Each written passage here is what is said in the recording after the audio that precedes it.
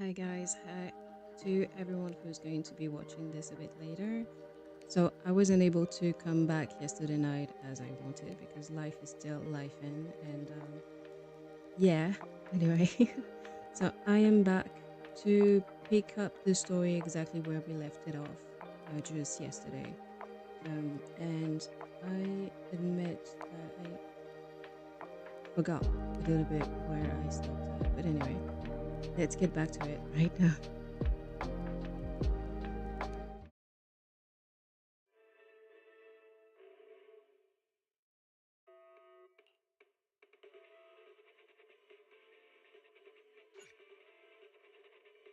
No. Wait, I think I will need to hide my screen 1 second because I use a personal email address, I think, to connect to the game, and I don't want to risk it showing. You never really know. Alright, should be good.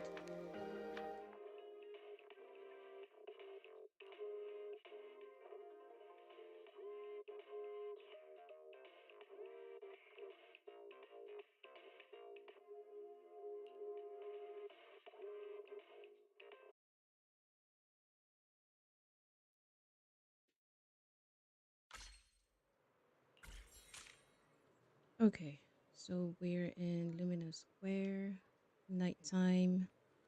I don't know if that makes much of a difference. Mm, let's just hang around here and check things out. I mean, sure. Thank you for escorting me here, Proxy. Let's see if I can. Oh, Today was quite eventful. If I were to head back, you're a child that only brings misfortune. People have been saying that about me for a long time.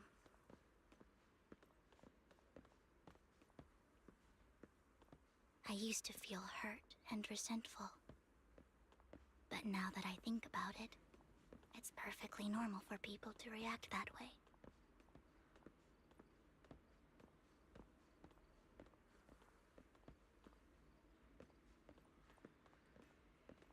I was being slow because I felt like she wanted to chat a little bit. And I think I cut her off earlier. Why do I only predict suffering? If I could predict happy things, joyful things, would people like me a little more? Maybe, but I don't want to judge. Maybe fate truly is set in stone. Often, I want to help these people avoid their miserable fates.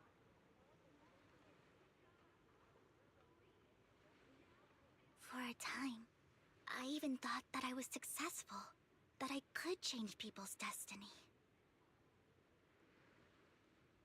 And she just made them die quicker. But it was all an illusion. In the end, I couldn't do anything at all.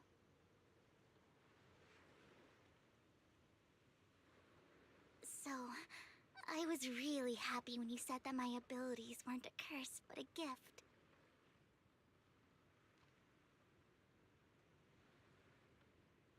Thank you, Proxy. I'm so glad to have met you. Likewise, honey bun.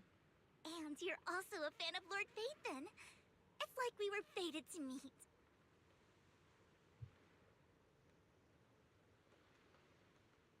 I don't know why, but I feel completely at ease when I'm by your side.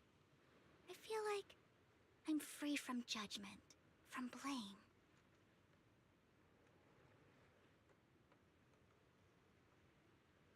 Like, I don't need to worry about anything, and can just be my own true self. That's cute. Perhaps people really do possess an aura, and ours just so happen to be extremely compatible.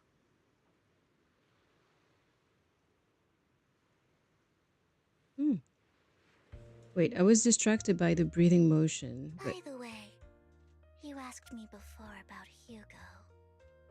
I don't really know much about him. He rarely ever talks about his past. But judging from his eye colors, you can guess he's probably the bastard son of a renowned family. I think his mother was very worried about his different colored eyes, and even wanted to get rid of him at one point. But then his family offered a huge price and bought him off his mother for some reason. And just like that, he moved from a leaky and drafty boarding room to a luxurious mansion. But he's also mentioned that the extravagant home is actually like hell for him. I think it's probably because the family treats him terribly. I digress. He ran away and ended up meeting Lycon and his master. After that, they formed Mockingbird together and experienced a rare period of happiness. Until Lycon's betrayal. hmm. I thought they were related because their eyes and their ears kind of look the same to me. But I guess I got that plot wrong. So, what's your take on Hugo? I imagine I would still be wandering around now if I had never met him. To me, Hugo is just like an older brother. I've always felt as though he's carrying some heavy burden with him. But that's a secret he's kept to himself. Something he'll never tell me. Sometimes when I look into his eyes, I can feel that he's really struggling with something. Even though he may say some extreme things, Hugo really isn't a bad person. I think one day he'll tell me his secret.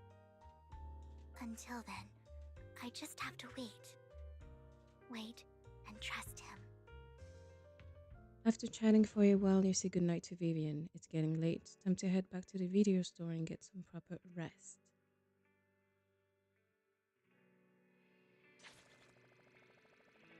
Hmm. Well, let's do our daily stuff.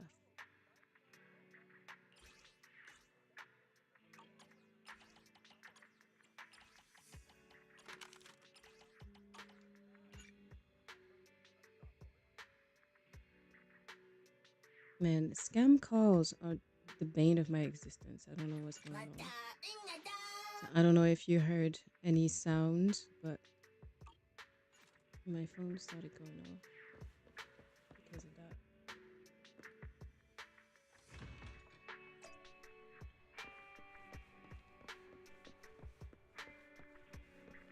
I feel guilty waking him up, but I just want to scratch the card to see if I want something. I think I'm a terrible person, but here I go.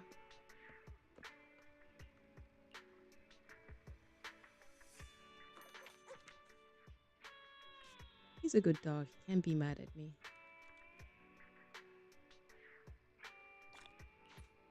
Hmm.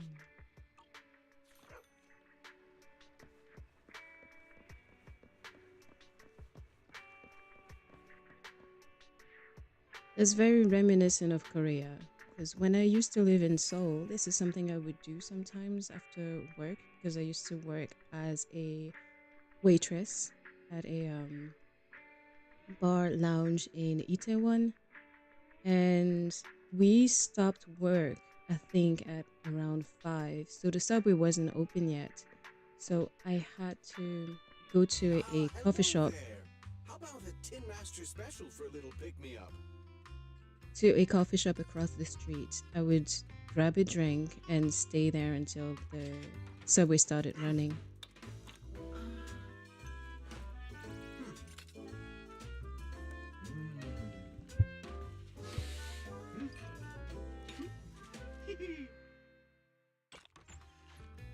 Sometimes stopping to take a break can help you go further. Alright, that should be it for my errands.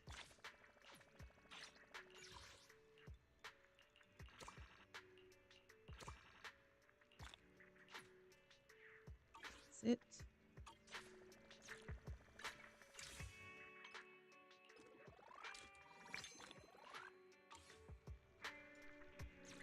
Let me have a look at my.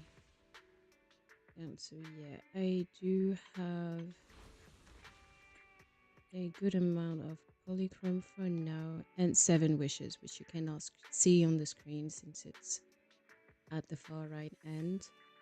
I'm keeping all of this for Yuzuha, of course, because I cannot duplicate my Astra, and she can only work for one team, but I need someone like her for my second team.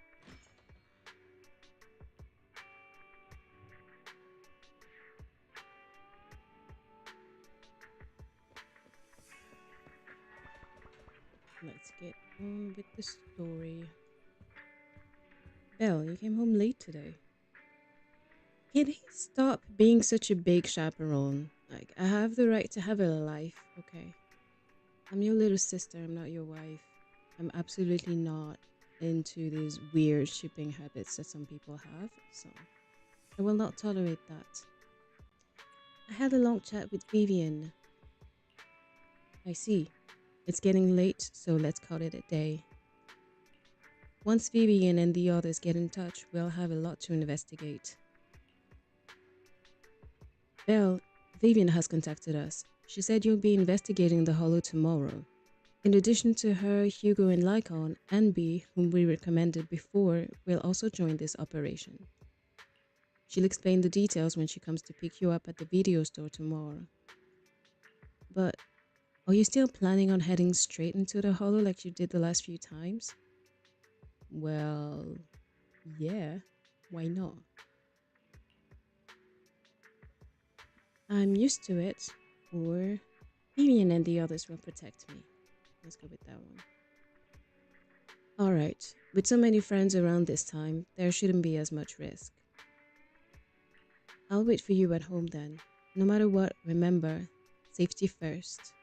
Let's get some rest for now.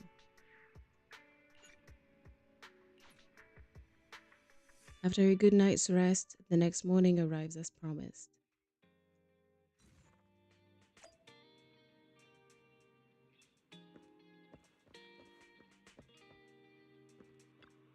Good morning, Proxy. Long story short, we analyzed the locations marked in Bringer's notebook and found no pattern between the coordinates, but they all seem well hidden.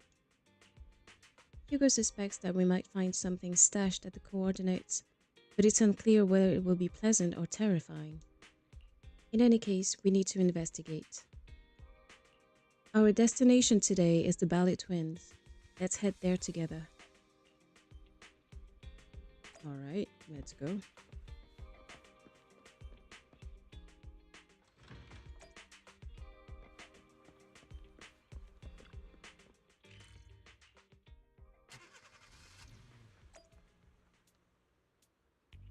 Alright, slight tangent, but I feel like my mouth tracking on my model is a bit random. Black people problem. I guess I need a ring light.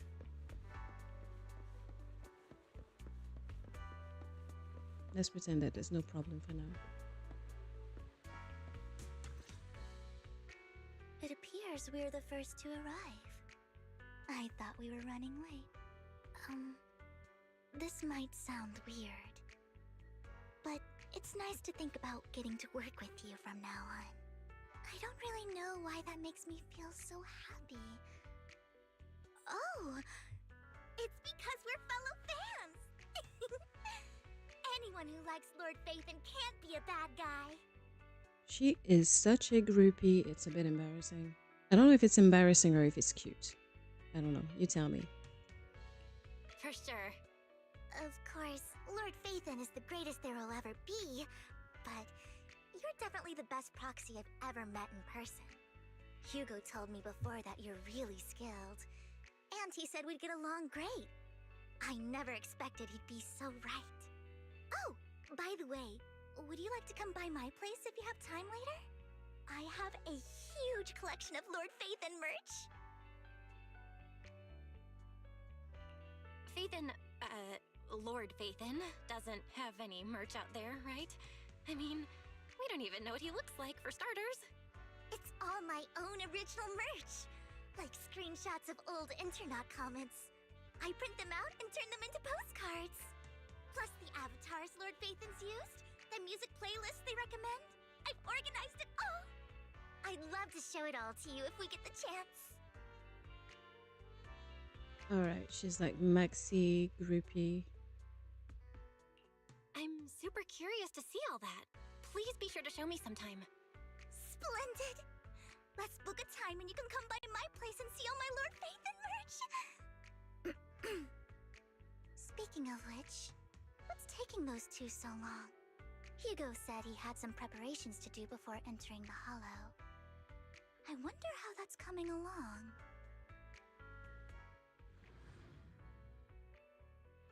Meanwhile, Hugo is preparing for the upcoming operation in another part of Lumina.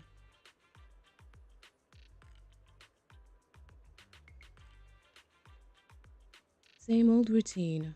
Shopping first. About time to stock up on chocolate anyway. Do vampires like chocolate?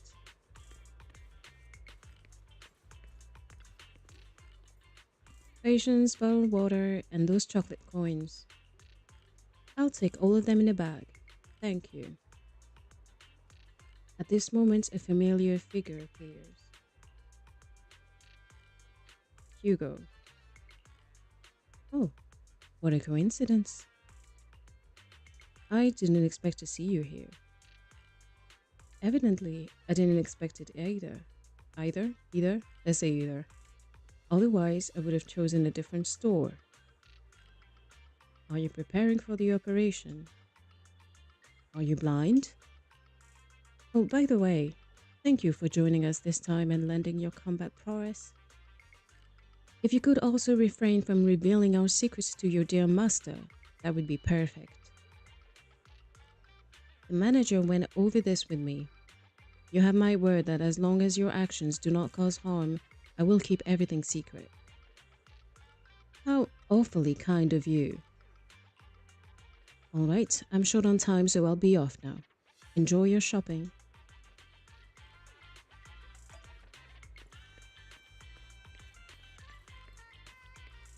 Wait, we can get inside the pharmacy? I don't remember if I have. Emergency medications need restocking too. Guess I'll stick to the ones I'm used to. At this moment, a familiar figure appears once again.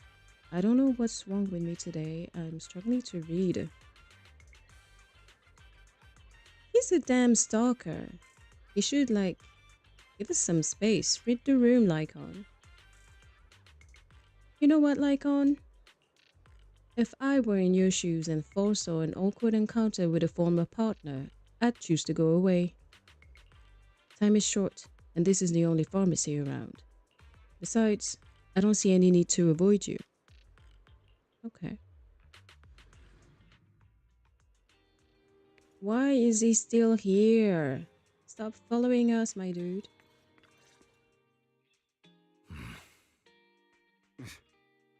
This is getting to be more than just a coincidence, don't you think? Or perhaps you are actually stalking me.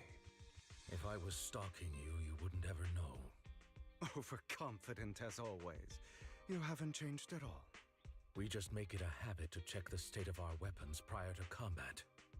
Thanks for that little reminder. I almost forgot. I didn't expect you to let me join. What else could I do? Master Proxy would have insisted on having you join us. I never expected for us to have a chance to enjoy some pleasant conversation like this. Without our weapons drawn, that is. It really has been too long. I still remember when we first established Mockingbird. Indeed. That was a long time ago. Thankfully, Jack went in peace. He must have known about his condition for some time. He even left us with instructions. passing peacefully in your sleep is the most natural way to go. I'm happy for him. By the way, Lycon, have you given it any thought yet? You mean about our guild for Phantom Thieves? Yeah. It's time for us to build an organization of our own. Jack always supported the idea, didn't he? I don't have any objections. But what should we call it then?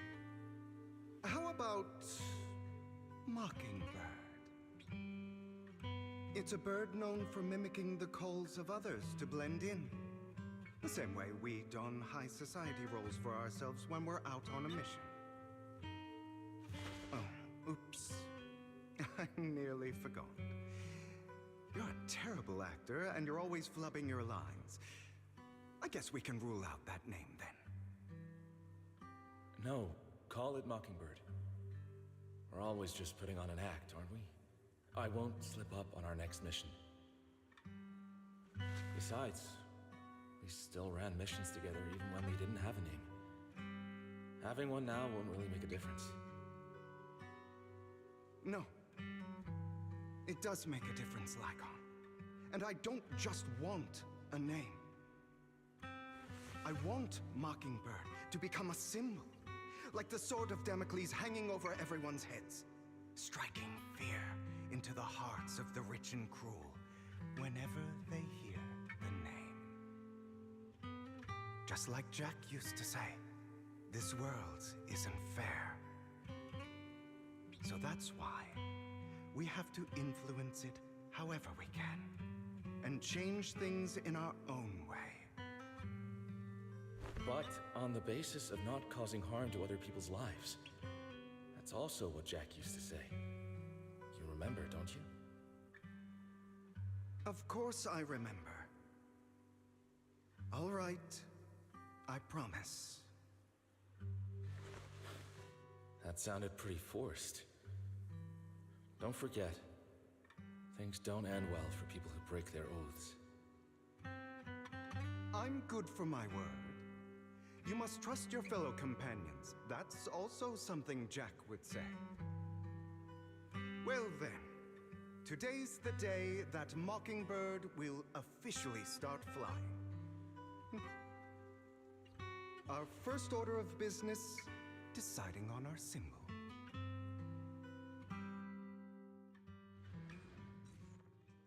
Hugo and Lycon share a rare moment of peaceful reminiscence. Meanwhile, on the Proxys side, the others joining the operation finally arrive.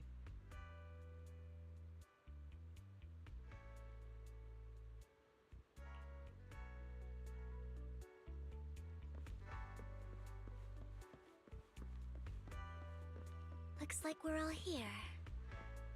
Hugo, you're late again. Do forgive me. Someone was pestering me and wasting my precious time.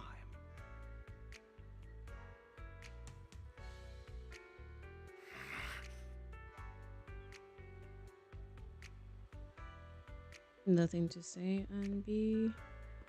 Oh, okay. Looks like we're all here. Alright. Other than familiar faces, we also have a new friend joining us for this operation. Seems that Miss Anby is the reinforcements recommended by the manager. A pleasure to meet you. I'm Hugo. Hello. The proxy has already updated me on the necessary information. Rest assured, I will keep it confidential. So, before entering the Hollow, let's confirm the mission's objective once again. We'll be heading to one of the coordinates marked in Bringer's notebook and searching the area. Based on relevant information, these coordinates may contain secrets related to the Exaltist. These could be treasures or something awful. We'll have to explore and find out. If there are no further questions, let's begin now.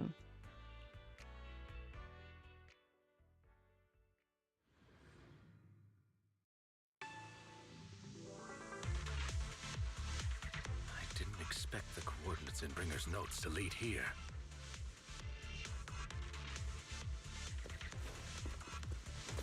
Man, that's nice. Oh, are you familiar with this place?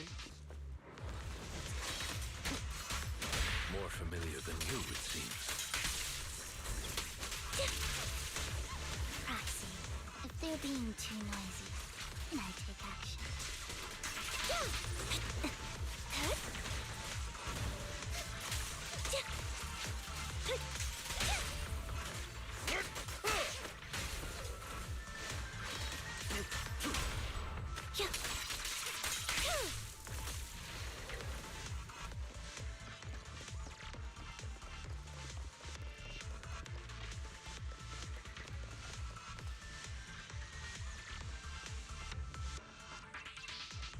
I don't enjoy obstacles in my path. Can we not bust the door open? The generator room should be nearby. Over here. Wow, you really know this place like the back of your paw.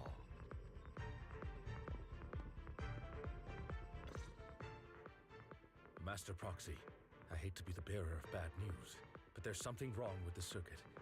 It seems to be blocked. Don't tell me. Victoria Housekeeping's high and mighty attendants can't even fix a simple circuit. I can fix it, but I'll need a circuit diagram before I can do anything. I've seen diagrams for this type of circuit before. It's a pity that we're unable to connect to the outside world from inside the hollow. Just leave that problem to me. Vel, I just sent an image of a circuit diagram to your phone. Check if you received it. Thank you very much, Master Proxy. Now then, let's start repairing this circuit. Master Proxy, I've organized the circuit-related modules. You just need to connect them the same way as you've done before. That's a lot of pressure put on my tiny wee shoulders.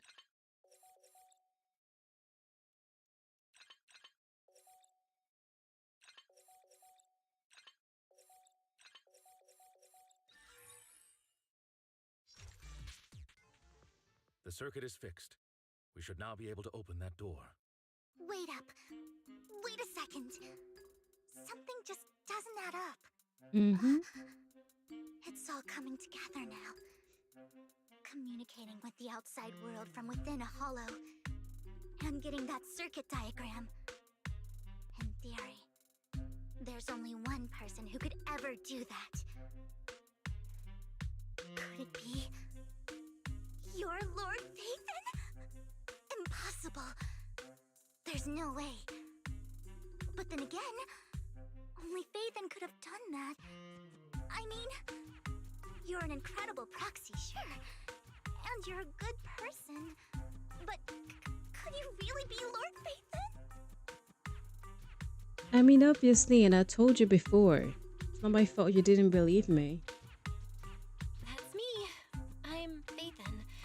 Sorry, I just never had the chance to tell you. Yes, you did. Lord Phaethon, I've been your biggest fan for years now. Goodness me, Lord Phaethon was right in front of me all along, and I had no idea. This is like a dream. Could you, I mean, if you're willing, could you please give me an autograph and a group photo and... Alright, we don't have time for that now. Anything you want. We just gotta get out of the hollow first. Oh, okay. Sorry. Guess I got a little too excited. Anyone would be enraptured meeting someone they admire that much. Yeah, if I ever met my favorite movie director, I'd be the same. We should keep moving. This isn't the best place for idle chit-chat.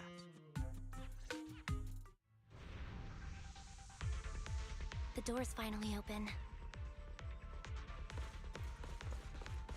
I'm glad she finally knows. It was a tough secret to keep. But all that because she didn't want to believe me. This Phaethon. Phaethon Oh is shit. the proxy. If this is a dream, I never never went to lay down.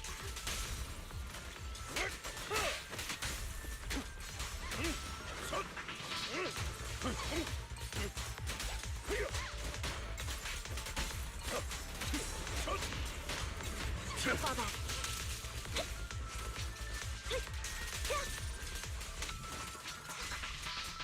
The fissure over there should lead to our destination.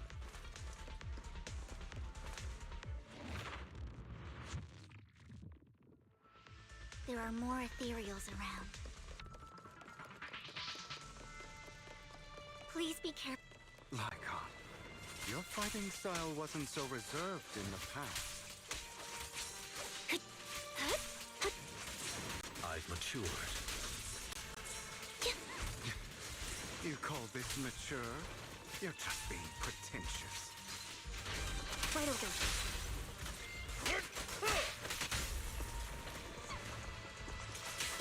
Take this.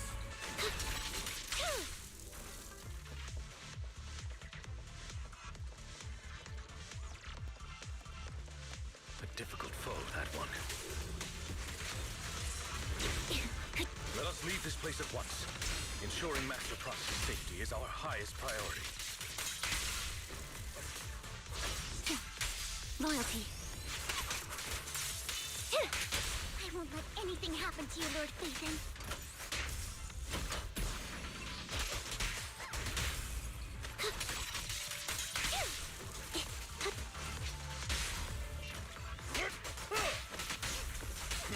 Time to... Stay safe.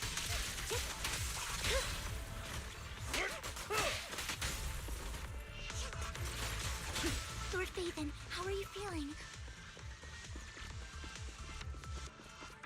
Are you tired? Do you need a break? Some food? Water? Complete personality shift. Thank you for your concern. I'm fine.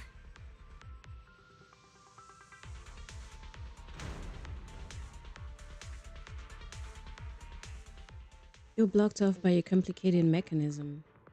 Master, a complex mechanism has been detected ahead.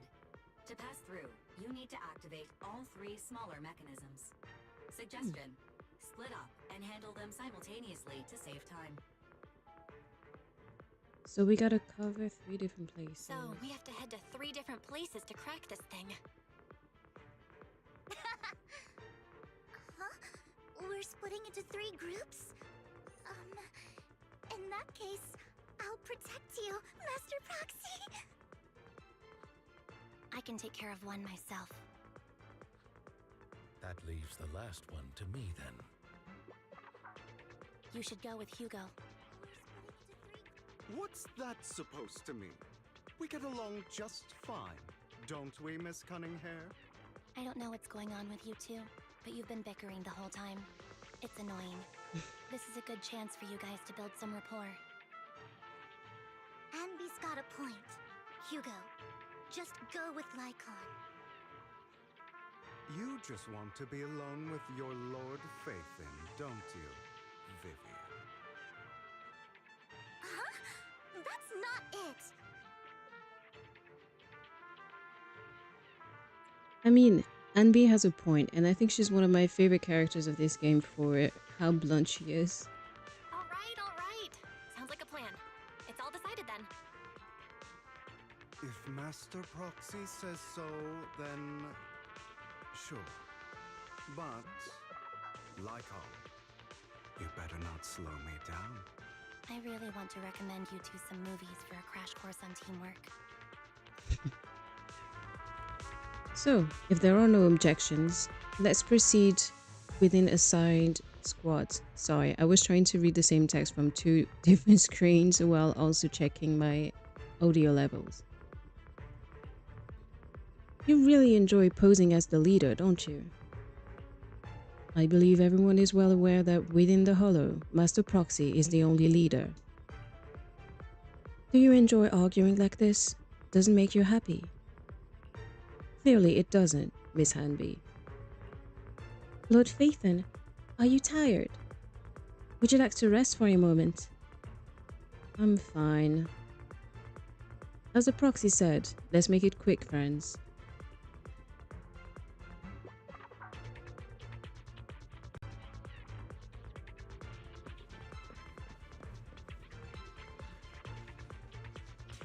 Lord Bathan, there are too many ethereals here. Lord Phaethon, I'll leave the door to you. Don't worry, I will take care of these ethereals. I will not let these ethereals touch Lord Phaethon. Okay, today is a bad day for my brain and my mouth. Okay.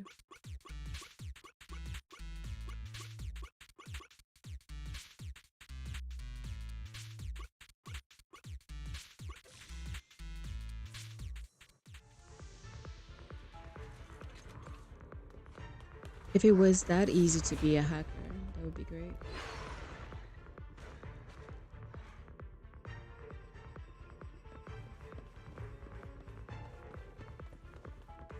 Lord Phaethon, seems like we both need to press down on these mechanisms at the same time.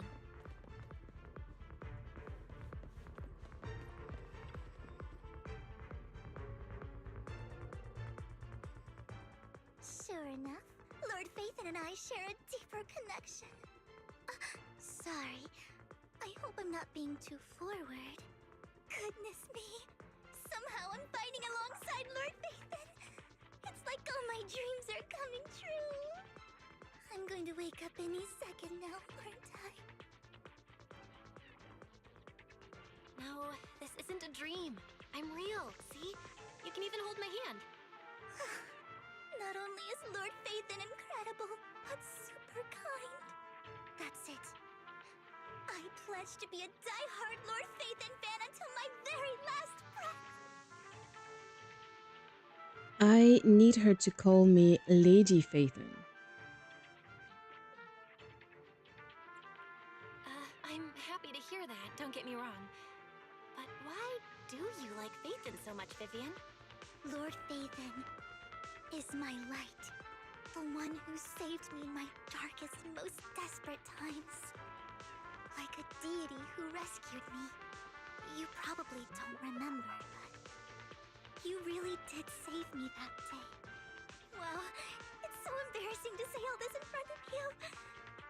Sorry, I hope I'm not bothering you too much. Of course not. Thank you for your loyal support. I should be the one thanking you. Just being able to see Lord Phaethon makes me the luckiest person in the whole world. Sorry to keep babbling like this. I wonder how the others are doing. I'm sure Anby will be able to manage. She's great at this kind of stuff. But as for Hugo and Lycon, let's just hope they don't get into a fight with each other. There are too many ethereals here. Though, it's not a huge problem.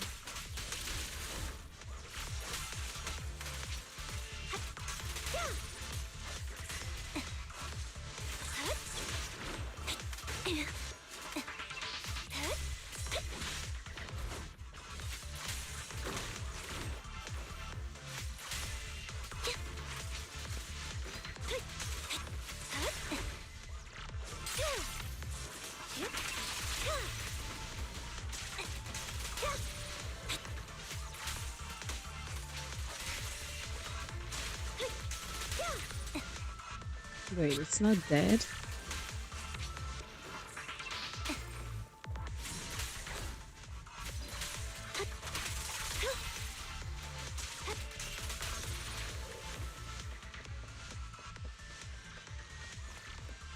I think it's fairly obvious that I do not have this character.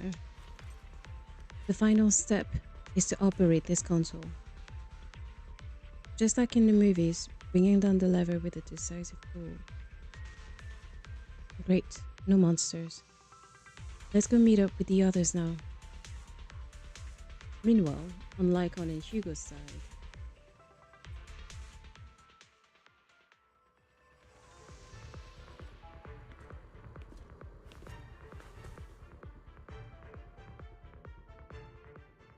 So, we have to cooperate to solve this problem. That's a real shame. I have no intention of arguing with you right now. Master Proxy and Miss Vivian are elsewhere, and we must rendezvous with them post-haste. What a coincidence. That's exactly what I was thinking. Just this once, we should trust each other. For the proxy. I have no objections. Very well. Then you'd better keep your word. I know you've never fully trusted me, Lycon, even before it all fell apart. Lycon is silent for quite a while, seeming to be caught in some memories from long ago. You wanted to speak to me alone? I know you and Hugo are as thick as thieves and don't hide anything from one another.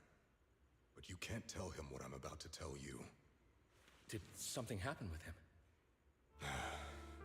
Hugo is an intelligent and gifted child. He learns everything I teach with ease. In time, he'll grow beyond me.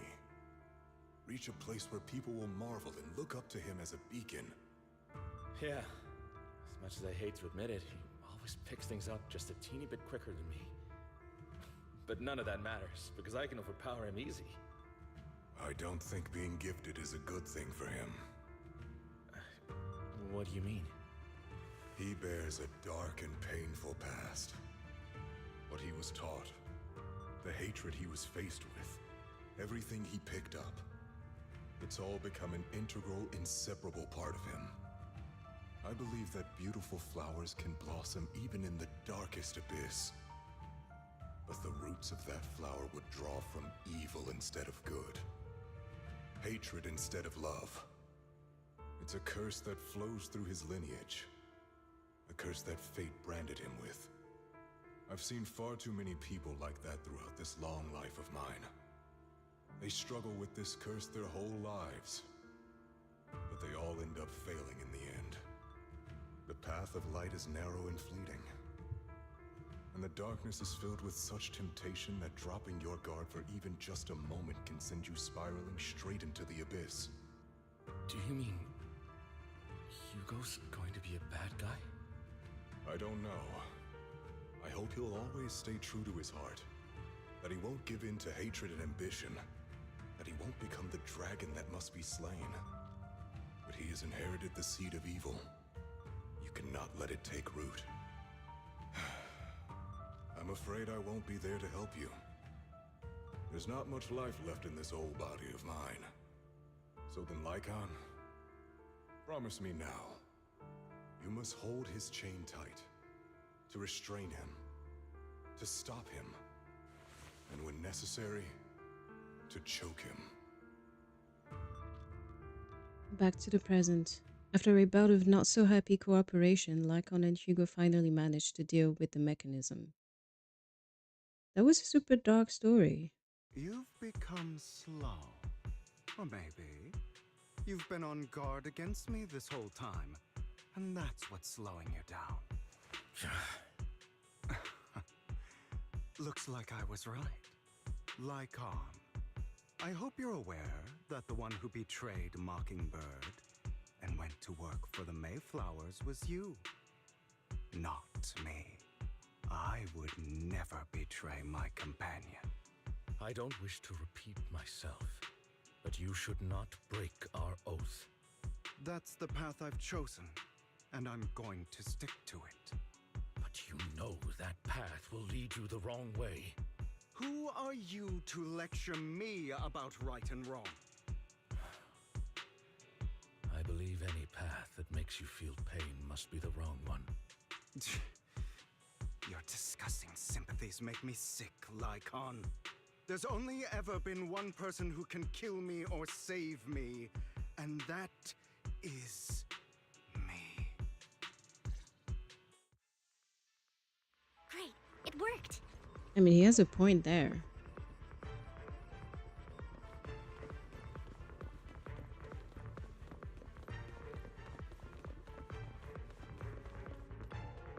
After a while, the teams have completed their respective tasks. Everyone gathers again. I can't believe we're the last squad to arrive. Clearly, this is thanks to a certain somebody. Hmm. You wouldn't have come in last place if you weren't so busy arguing. For perfectly coordinated partners such as Lord Phaethon and I, coming in first place is to be expected.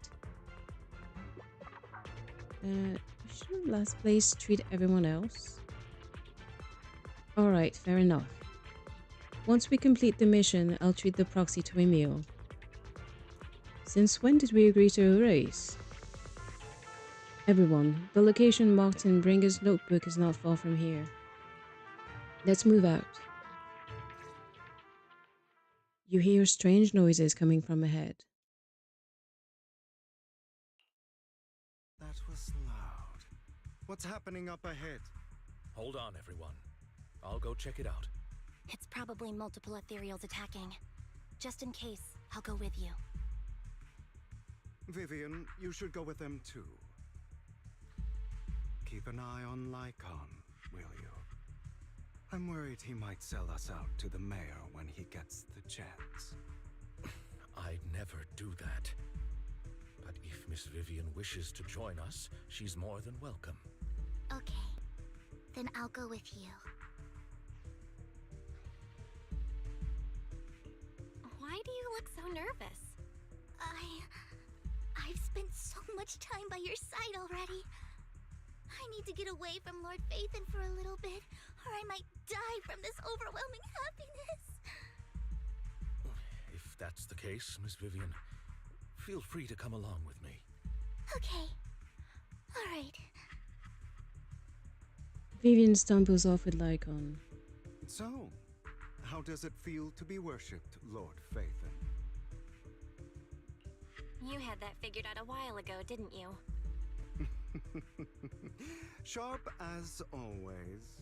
But of course, I couldn't spoil it for her. She has to figure it out on her own. That's what makes it special. Not only that, you asked Lycon and Vivian to leave for a reason. Is there something you'd like to say to me? I can't keep anything from you, can I? I've always treated Vivian like my own little sister. Maybe it's just a coincidence, but she looks a lot like Serena. I think I mentioned it before. Serena was my half-sister. She passed away a long time ago. Vivian adores you.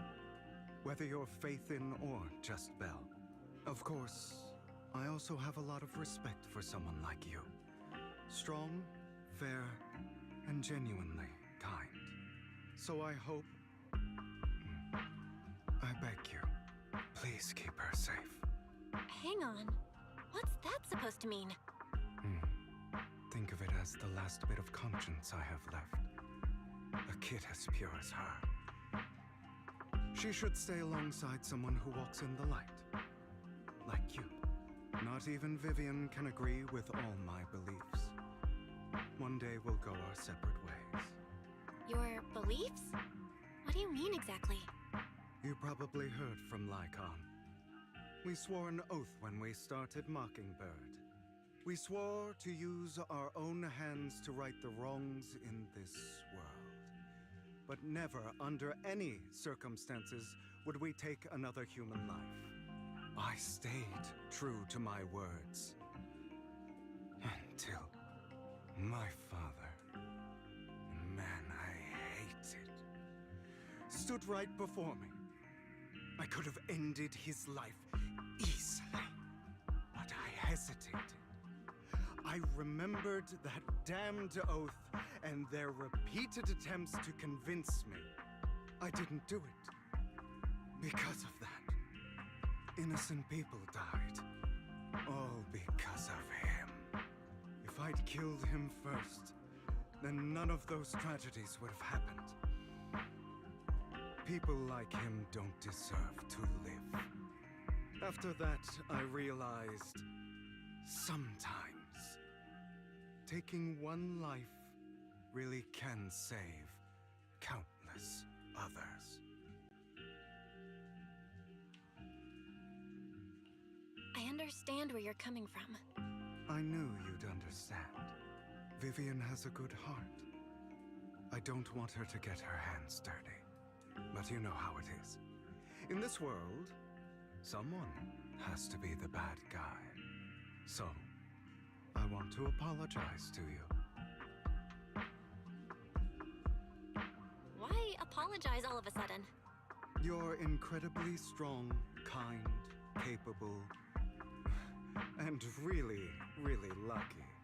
The world needs more people like you. Remember that revenge movie I told you about, Children of Devils? I still haven't found it, but I came across another videotape with the same name. Turns out, in that story, the Children of Devils are actually the children of gods. Sorry for rambling. Hope you don't mind. They should be back soon. Please, look after Vivian for me.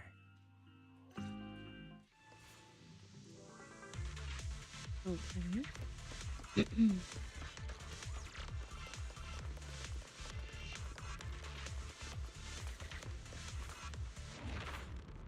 I wonder what he's planning on doing.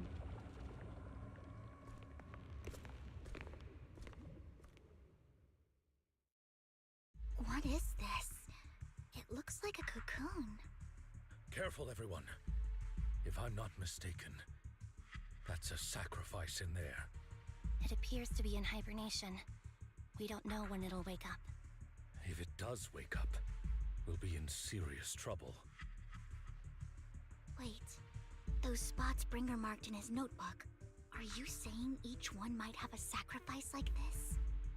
That means there must be at least a dozen of them. And that's only counting the ones we know so far. These sacrifices may still be hibernating, but the fact that there are so many of them out there is terrifying. The Exaltists must have a way to revive them. And that's not all. These sacrifices can exist outside the Hollows. If they make their way into populated areas... I'm afraid it will lead to a catastrophic disaster likened to the fall of the old capital. That's almost certainly what they meant by vengeance against all New Eridu. That's crazy. Let's find a way to get rid of these sacrifices. We can't let the Exaltists have them. Thank you for helping me find this sacrifice. But sorry, kids. You won't be the ones to keep it. It's that annoying old man. Why is he here? I'd advise you to choose your words wisely, young lady. You are from the Ravenlock family. So it was you. That face. Oh, I know you. From where? I heard about what happened to your friend. Truly unfortunate. If only she'd been smarter. It seems your goal was this sacrifice all along. You've been tailing us, haven't you? Keeping your distance so that I wouldn't notice. As expected of a Wolf Tyrant, you are very perceptive. That's right. All thanks to your ex-partner, we were able to carry out our plan smoothly. My ex-partner? I'm not exactly happy being called that, but what he said is true. Hugo takes one step forward, then walks over to Hartman's side. Wait, Hugo, what do you mean? I made a deal with Mr. Hartman in advance. So, would you kindly step aside and let us have this sacrifice? Of course, you can choose to refuse, but if you do, then I'll have to take coercive measures.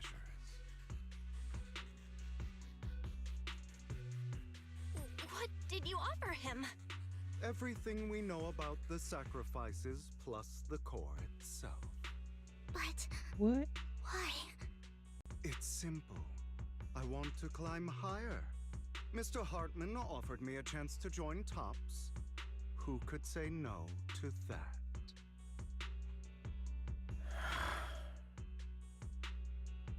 No. Impossible.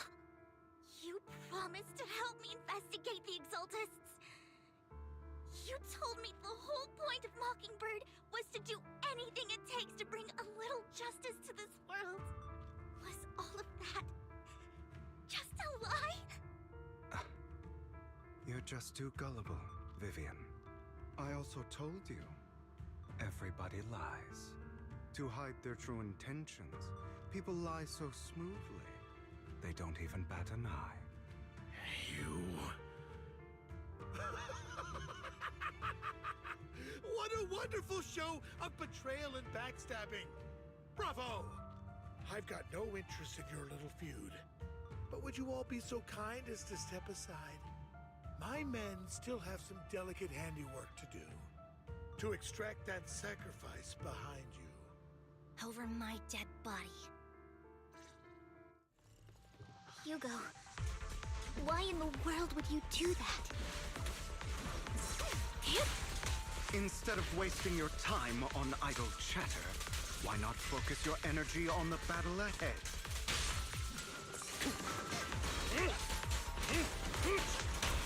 Flip a switch. Your plans will never succeed. It's useless. Don't you get it?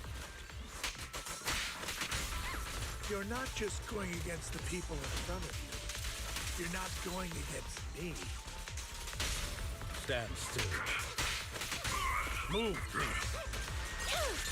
But rather, the entire Ravenlock family, even the whole of Tops. There's no chance of victory.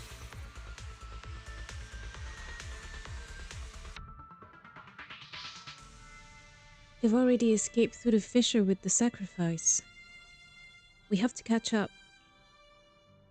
We can't let them have the sacrifice. I think Hugo is trying to pull a Lelouch from Good Juice. It's just double crossing.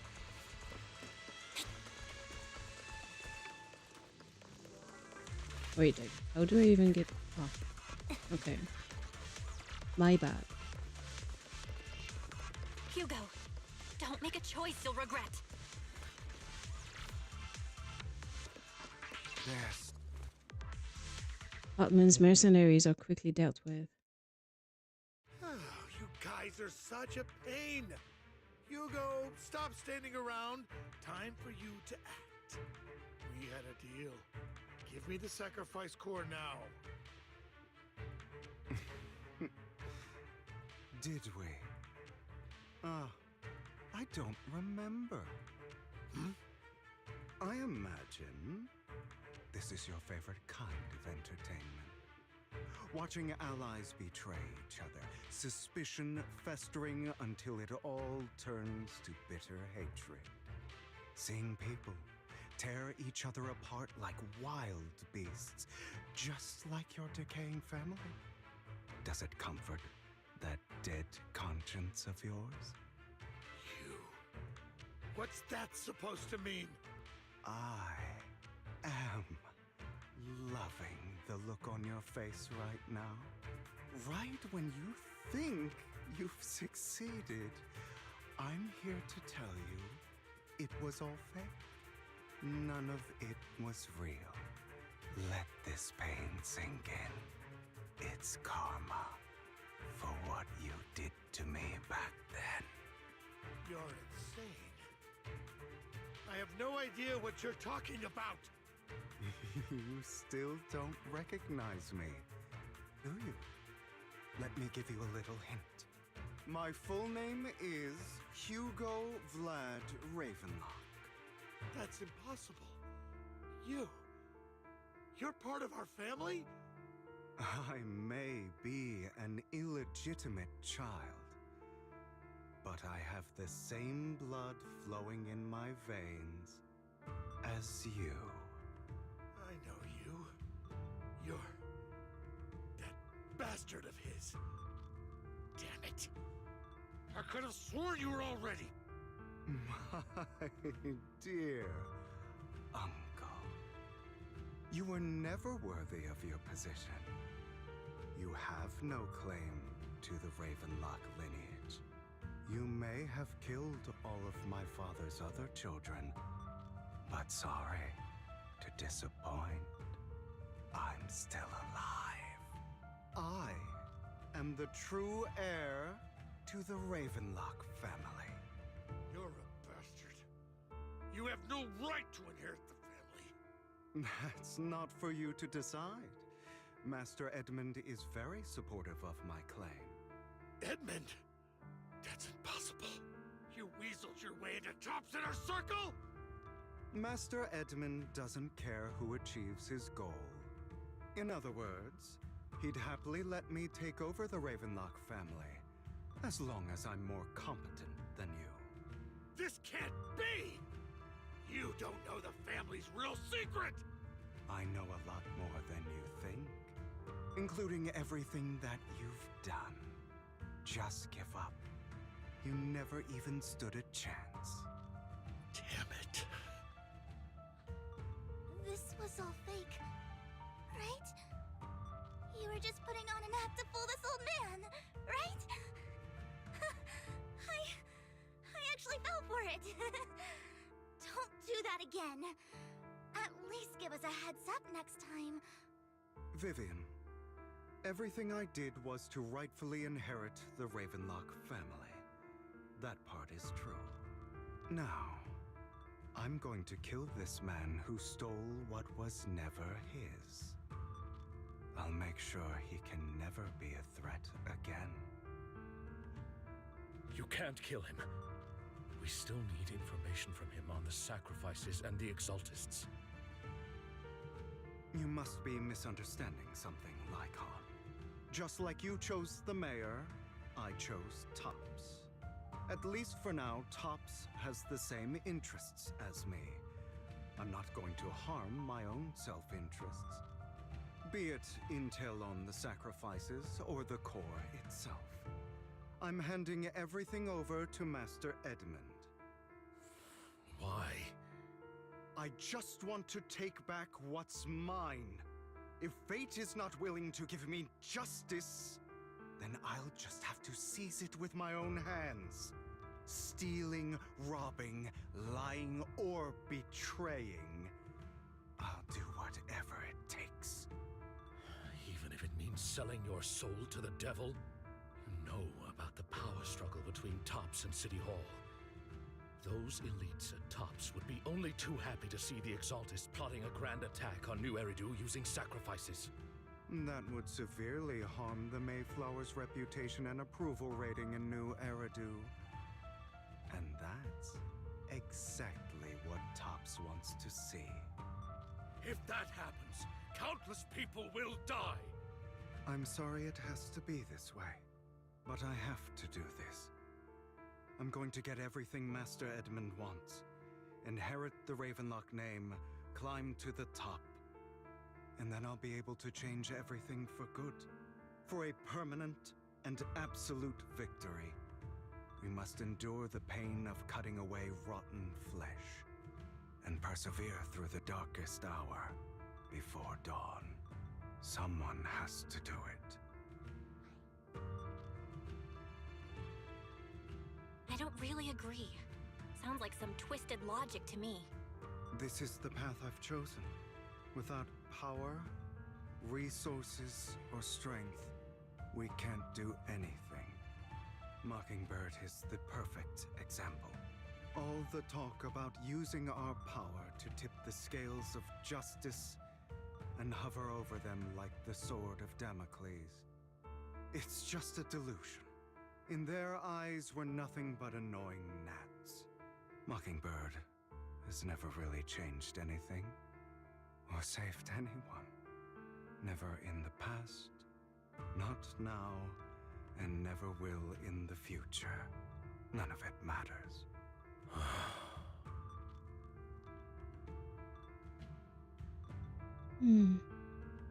I don't really know what to tell them. Oh, hi, Ophir. I'm okay today. How are you?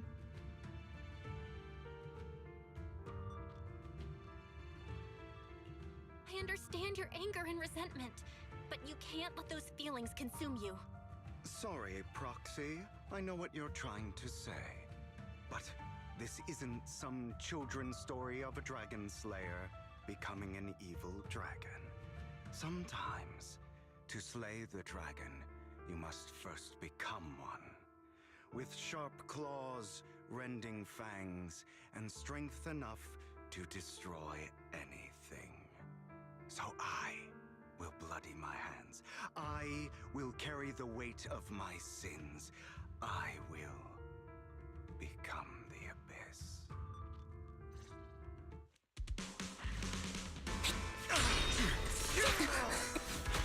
My way. Whoa. It's about time you kneel. Not bad. Again. Dizzy.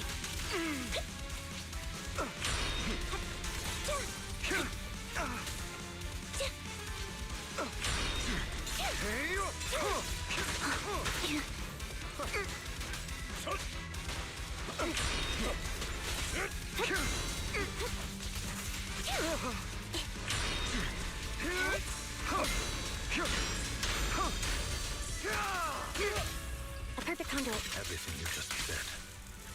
Is that what you truly believe?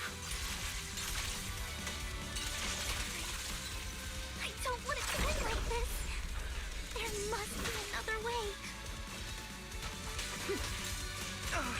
There isn't. This is the final lesson I'll impart. Those who cannot give up any, truth be told, Proxy, I envy you. The world needs people like you. Here to assist. Take this. Flip the switch. He won't back down.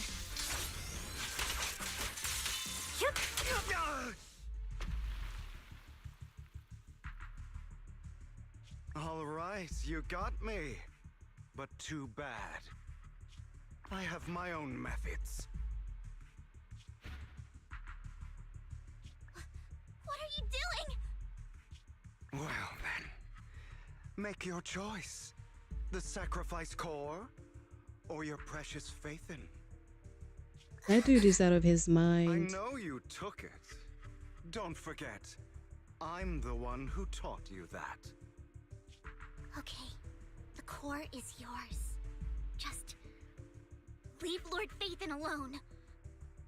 What a shame. Did you really think I'd keep my promise? That's right.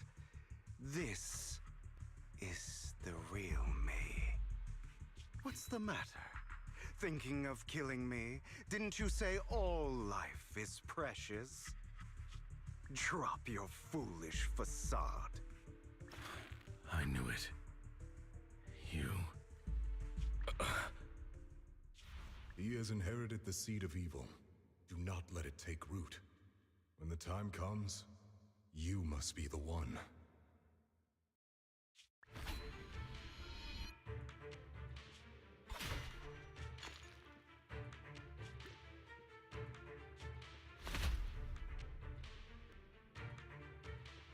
Go on, kill me.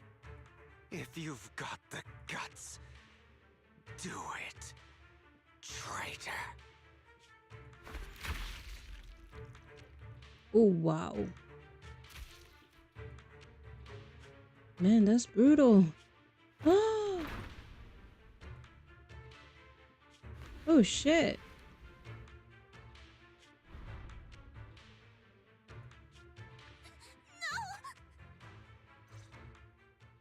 Master Proxy, are you okay? Are you hurt? Don't worry, I'm fine. I just never thought things would turn out like this. Me Lord neither. Phaethon, I'm sorry. I had no idea Hugo would do that to you. I'm so sorry. Yeah, there's something wrong here. I don't think... Judging from how we've interacted before, Hugo didn't seem like the reckless type. I feel like there's more to this than meets the eye. Vivian quietly walks to the edge of the rooftop. She hesitates for a long time and finally looks down. Naturally, nothing's there. Hugo, he... That's a hollow down there. If you need, I can arrange for someone to go in and search for his body. That isn't necessary. To be frank, I thought you'd hate him for his betrayal, Miss Vivian. I do hate that he's keeping things from me, but all these years, Hugo's been like family to me. I believe he's still with us.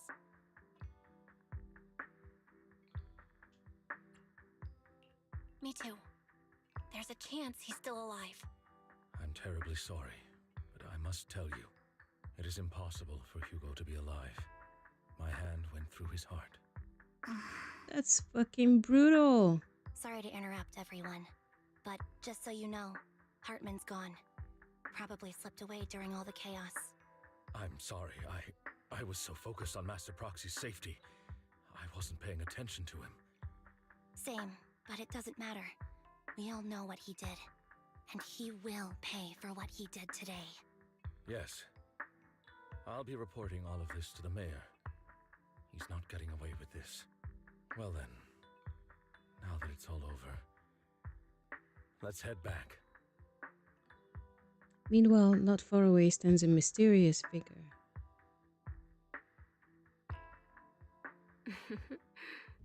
Another obstacle out of the way. She's going to be pleased about this. May the Creator guide us. Fear, suffering, despair, and destruction. That's the future I see. Lord Phaethon. Shit.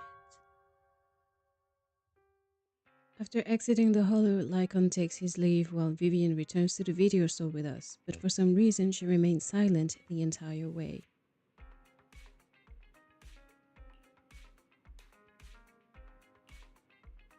Are you okay, Vivian? Lord Phaethon, I'm fine. Just a little distracted. After what happened, you deserve some rest. Yeah, I need more time to think about Hugo and the Exaltists. From what I know about Hugo, he could have easily taken down someone like Hartman. There was no need for him to put on such a show and to deliberately use you as a hostage, but I don't think he ever intended to harm you. What Hugo said in the end, I don't know. Something feels off. And that business with the sacrifice core, maybe there's some deeper, more terrible secret behind all this. I have a small request. It might sound a bit strange, but Lord Phaethon, can I stay at the video store for a few days? I just don't want to be alone right now. Sure, of course. Yeah, we're not comfortable with leaving you alone like this anyway. Thank you. I'll sleep on the couch. I won't disturb Lord Phaethon at all. If I wake up and find that everything was just a dream, how wonderful would that be?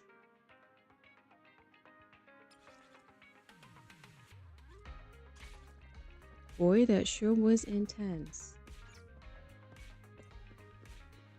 Time for a nap.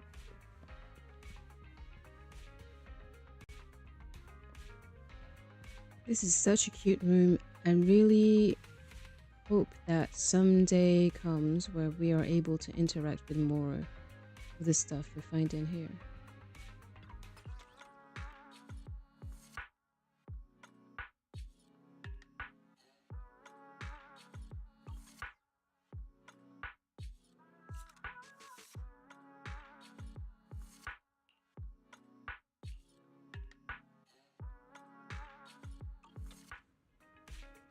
Oh, it's too bad it doesn't keep playing.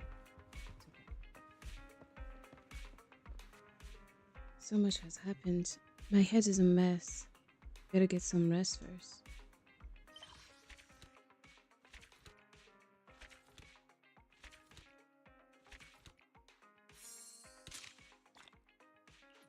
One more cool for you to have.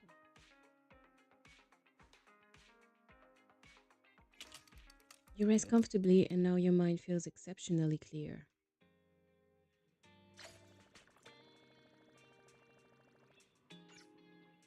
Alright, got Gravity Cinema. Hmm. No, I don't think I want to do that. I want to keep doing the main story.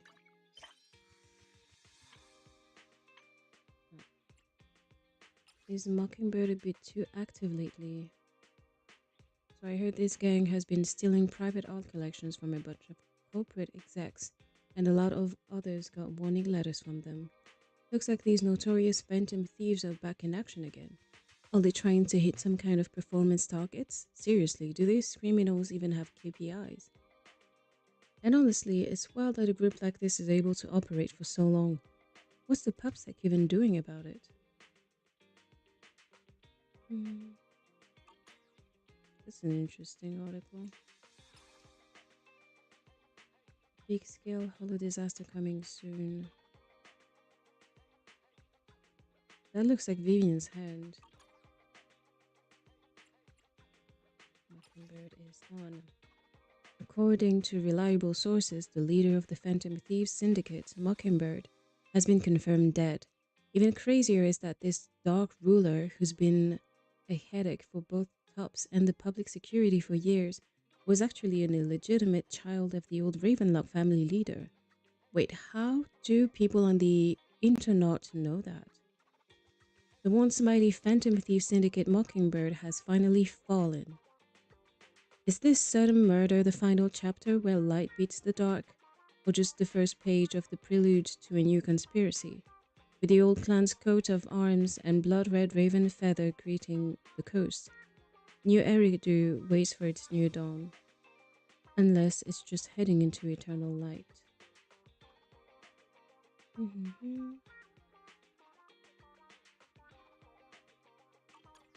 That's interesting.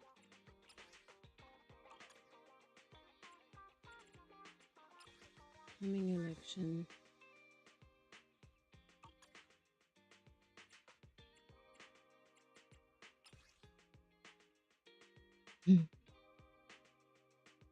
Someone made a post about getting tickets for Astra's concert.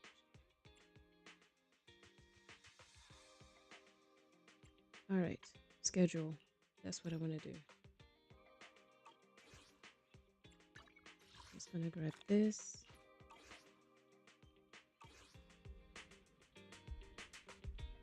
What?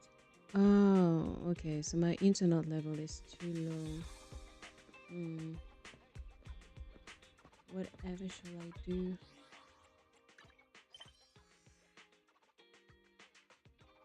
Does it say? I mean, I wish it would say clearly which level I need to reach to be able to keep doing the story.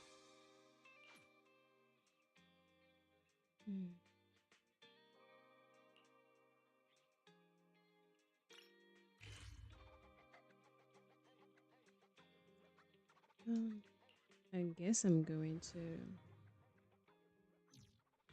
have to play an event. So we can finally get inside the cinema. It's so cool.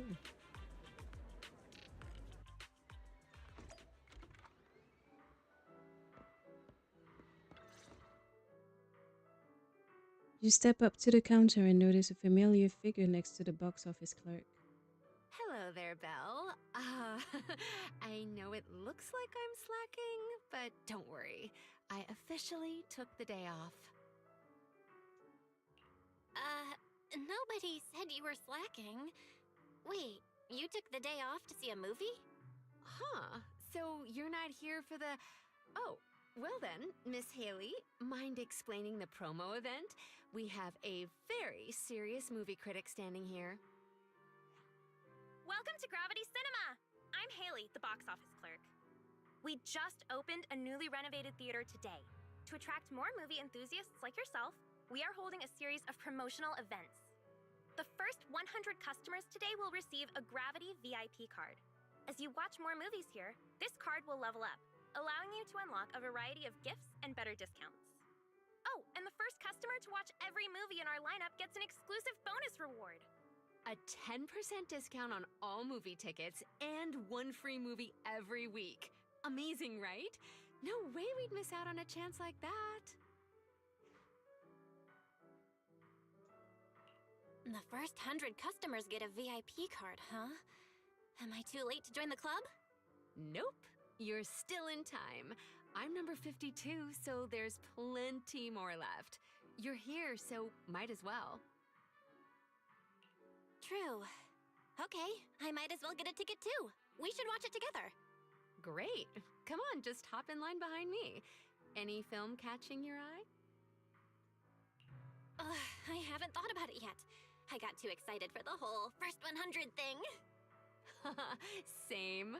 I was only here for the perks. Honestly, I didn't even check the showings. We can pick one together. Work's tiring enough. How about something fun and chill to unwind? Okay. Since we are about to watch a movie, I'm just unironically going to make some popcorn for myself. I'll be back in 5 minutes.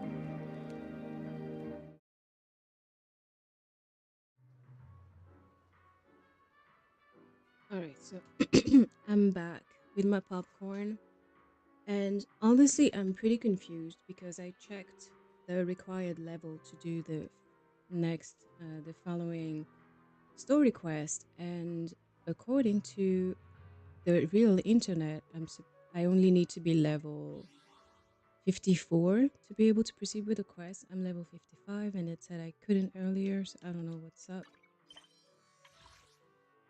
I don't know why it's locked. Uh, that's weird.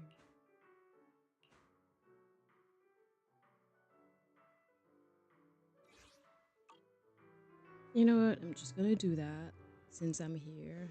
I'm gonna deal with that event, and then after that, I'm going to head back to the video store to see if I can indeed do the quest. Enjoy the movie magic!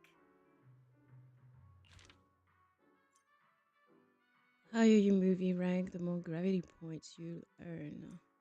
Okay. Alright, so it's giving me all the details. How about we check out Starlight Night the other night? Okay. It would be funny if they actually showed snippets, at least, of these movies. Starlight Night the other night, a tokusatsu blockbuster, an entertaining action movie shot in the style of tokusatsu shows from the old civilization. It tells the story of the brave Starlight Knights who battle humanoid monsters to protect the city. So yeah, the Power Rangers.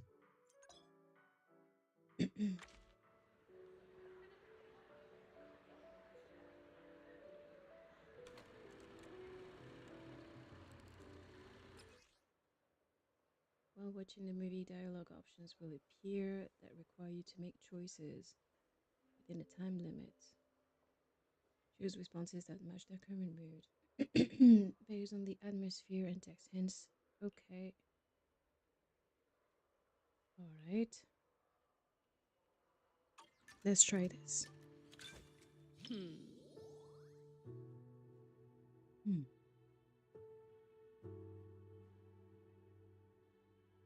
The kids at the arcade keep talking about this movie. I'm curious to see what's so great about it.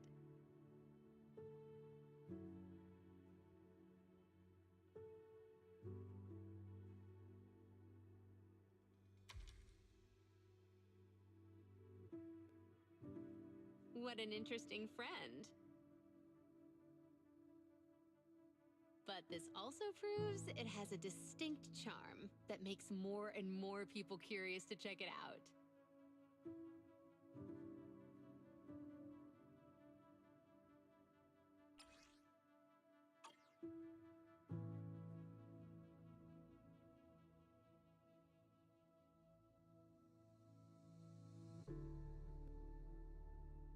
That's our manager. You know how to set the right expectations before watching a film. So professional and thoughtful.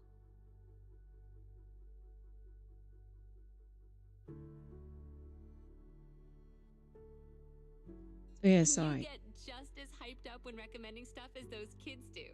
Your mouth just won't stop running. Yeah, so I was silent because I'm obviously eating my popcorn and choking on it. I can tell you're really into it. I'm sure I'll end up loving it too.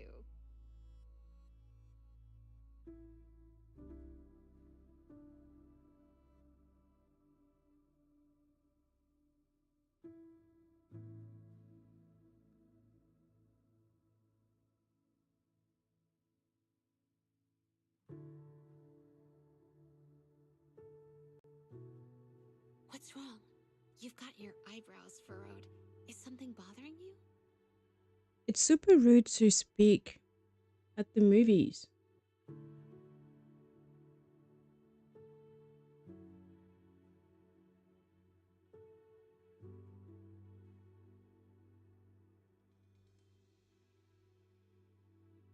No need to be so cautious.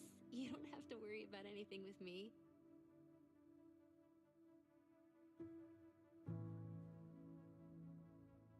After all, It's precious time off work.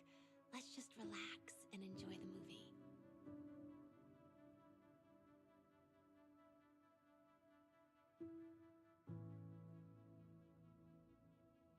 See? Being chill is just as contagious as happiness.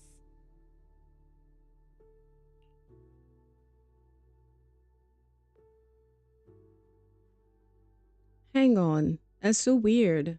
She suddenly leans in way too close for comfort, making your newly relaxed state tense right back up. So she has a thing for me, like for Belle.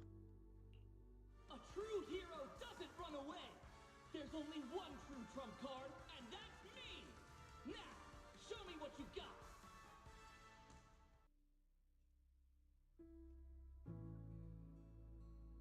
I shall list your crimes and put a stop to this endless war.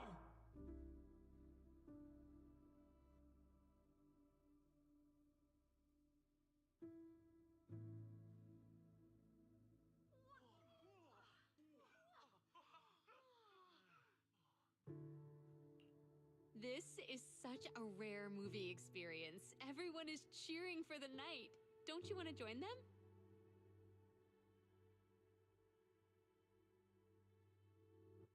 I'm very sus of people having full fledged conversations during streams. Hi, Theo. I'm great. How are you? You really looked like a true Starlight Knight just now.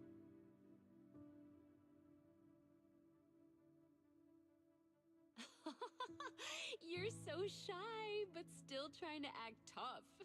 You're the type of kid that can't stand losing at Snake Duel, huh?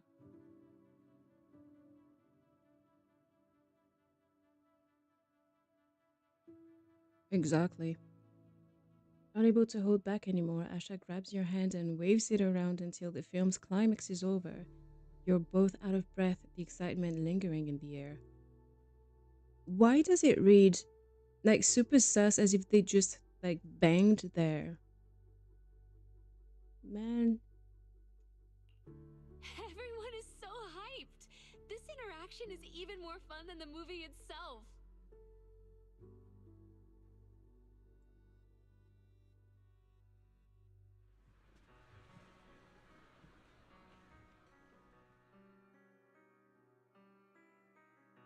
What a special movie! No wonder the kids love it.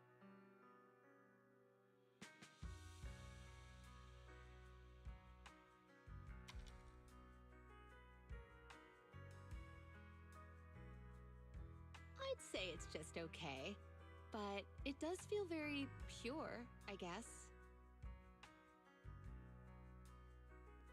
Good thing I watched it. Now I've got more to chat about with everyone at the arcade.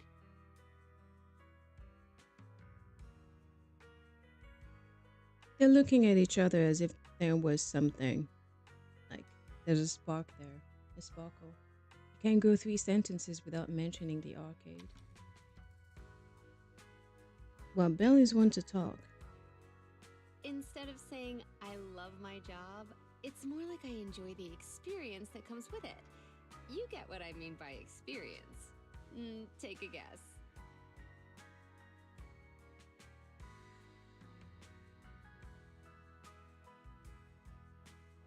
Can I change the speed of this thing? Asha has always loved playing with the kids at the store. Could that be why? Honestly, I don't know myself, but maybe that's just how it is. In the arcade, everyone becomes a kid again. Wait, so you can't see it, but the popcorn No thing matter who says the we're customer gravity is, no matter who wins soulmates. or loses,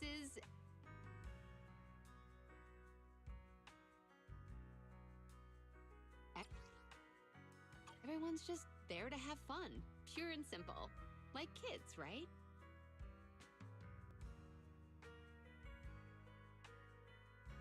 Maybe I just like hanging out in places like that.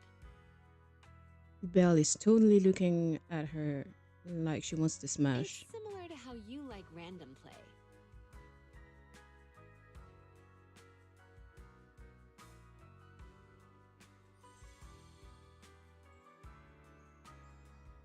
It's the kind of movie you can just relax and enjoy. Fun, yet full of excitement. No wonder it has so many fans.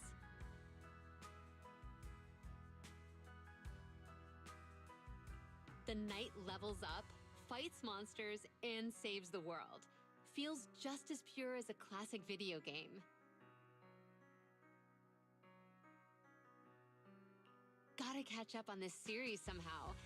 Looks like I'll be hitting the video store more often.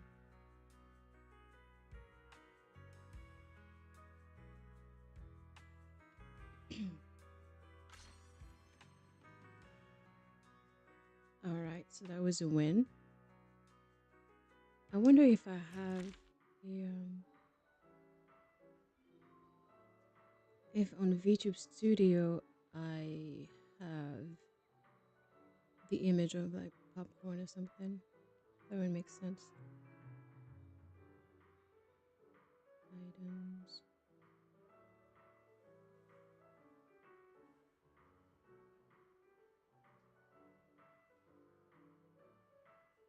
Hmm.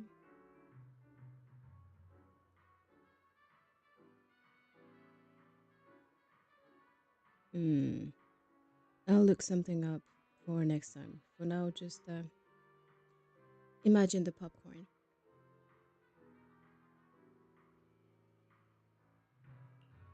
While the story is definitely aimed at kids, it's packed with jokes that adults can appreciate too, and the overall story structure is really engaging. Starlight Knight Transformation. Maybe I'll see if there are any spin off games out there. It might be fun to have one in Godfinger.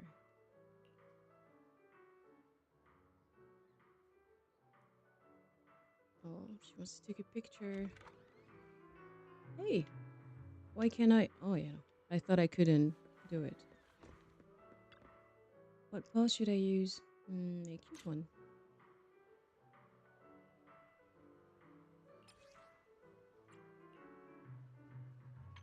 Mm,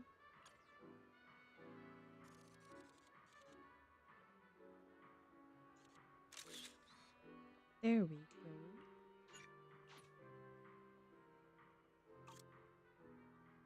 Honestly, this could totally pass for a movie poster.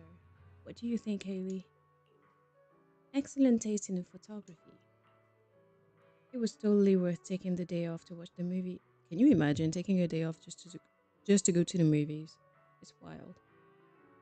Now I can brag to the kids that I'm one of the lucky ones who got a photo with Starlight Knight. The reason you took time off to watch the movie was it for kids? Huh? Don't make me sound so selfless. You're making me blush.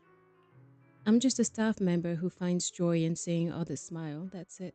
That's all. After all, there's only so much good fortune one person can have in life. If you can't feel happy for others' happiness, it's like, how should I put it? Like you're missing out on something. So make sure to drop by Godfinger more often.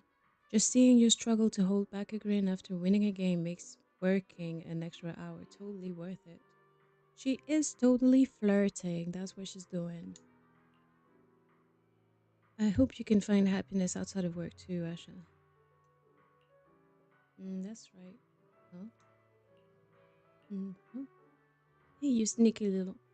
You can't just go around saying things that sound like an ultimate move. But I do care about your work life balance. Or I just want everyone I know to find their own happiness in life. Not again. Your skills are overpowered. Take this. Asha suddenly looks down. She throws a quick punch combo at you before turning away and running off. Asha's left, but it's still early, and I'm in no rush to get back. Is there anything I can help you with? How about watching another movie? Uh, yeah, but I don't fancy doing that right now, actually. I recommend the outdoor cinema. Personally, I think it's a must watch masterpiece. I've rewatched it several times on my own. That's the one. Perfect timing. The outdoor cinema is about to start letting people in. Come this way to get your ticket. Alright, about the VIP card. Rest assured, you'll earn points on your Gravity VIP card no matter how many people walk into the theater, so long as you buy the tickets. Since it's your first day with the VIP card, let me run you through the info on it real quick. Enjoy the movie magic! Alright, so that's a new tutorial.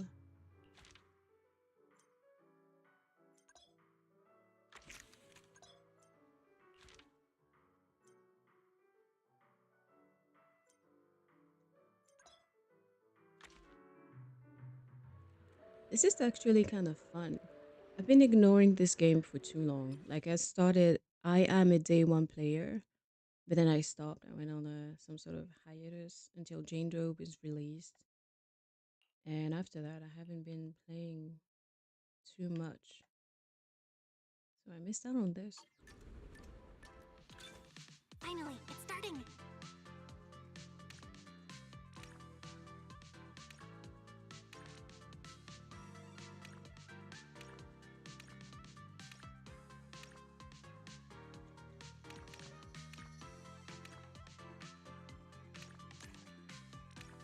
Wait, there are smut scenes in the movie? Oh shit. Fantastic. We lived happily ever after. Okay, this is a bit stressful.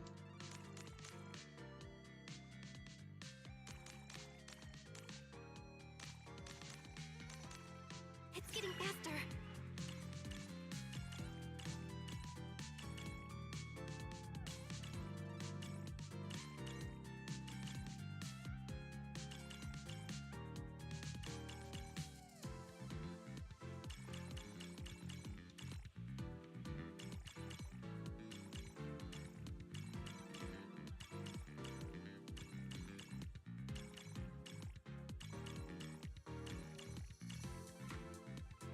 Wanna watch it again? No. No, we've got shit to do. The movie is over, but you're not tired at all. You could totally watch another one. No. However, your aching body is saying otherwise. It's time to go out for a walk and stretch a bit. Around this time of day, there should be a lot of people at Reverb Arena. You should head to Reverb Arena for a stroll. Stretch your legs a bit and give your eyes a break. Who knows, maybe I'll bump into a movie buddy while I'm out and about. Oh, interesting. Okay. I'm a bit conflicted. I love Miyabi, but I also want to get back to the main story, so I'm gonna see. I'm gonna try to do that first. I knew the game was bullshitting me. I definitely had the level to go straight to that. Still, I don't regret taking a break to try that cinema event because I had no idea it was there and it's super fun. So I'm gonna get back to it when I'm done with the story. Vivian sent a message. Seems they've made more progress on the sacrifice issue. I wonder how Vivian's been doing. After Hugo passed, she's been busy managing Mockingbird. We haven't talked to her in quite a while. Belle, do you want to arrange a time to meet up with her? I thought she was staying at the store. Alright then. I'll arrange a time with Vivian. You just rest and I'll tell you when. Okay. Rest on the sofa? I want to rest on my bed. Okay. You originally planned to watch some videotapes and rest on the sofa, but you end up falling asleep instead. Until you hear something nearby.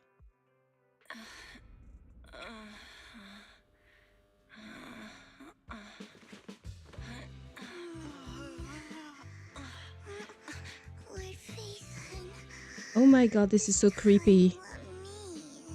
Vivian? Vivian?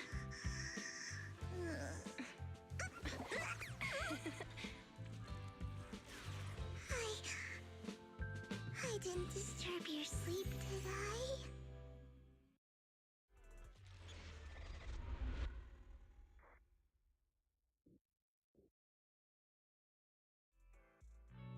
I got here, the other Lord Phaethon said you were resting on the couch and just let me in. I meant to keep you company while you slept, but then I dozed off myself. Ugh. I was going to sit here looking super cute, hands cupping my face. You know, like the #1 sleepy face I want to wake up to pose. I can't believe I ended up falling asleep myself.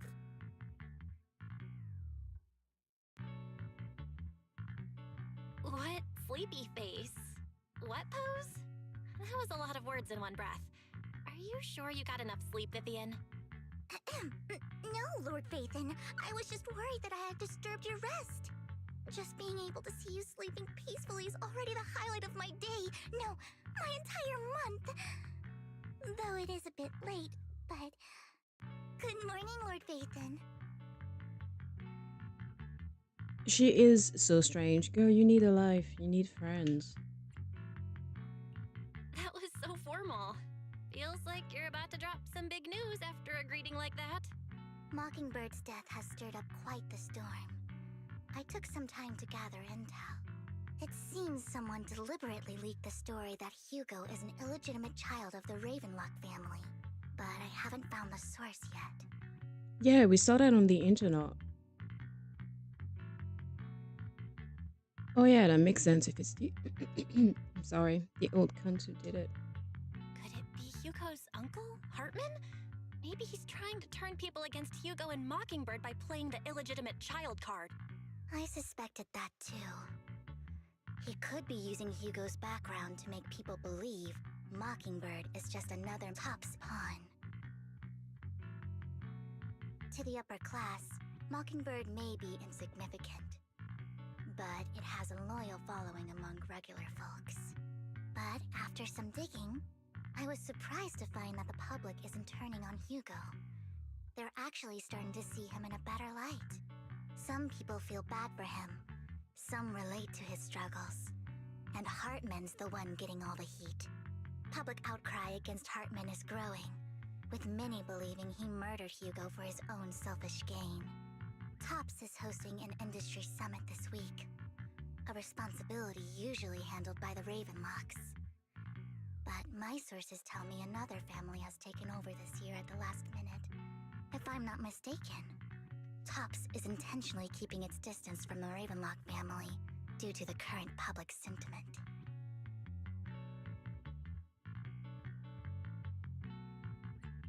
Is someone trying to take advantage of this to get rid of both Hartman and the Ravenlocks?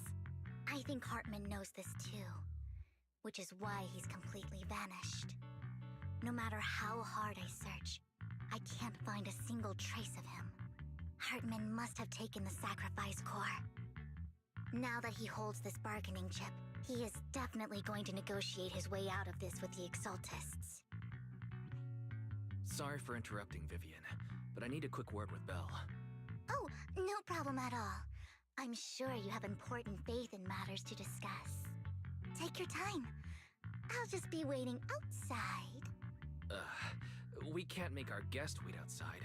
Belle and I will step out instead. Oh, don't mind me, Lord Phaethon. I wanted to browse the videotapes anyway. I'll be right here. Just let me know when you're done.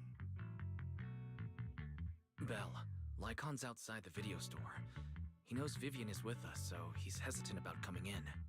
He's stressing over what he did to Hugo in front of Vivian, but he really needs to talk to us. Maybe you should go speak with him first. I'll go talk to Lycon. Honestly, neither he nor Vivian is at fault. As proxies, it's our job to be the bridge between them.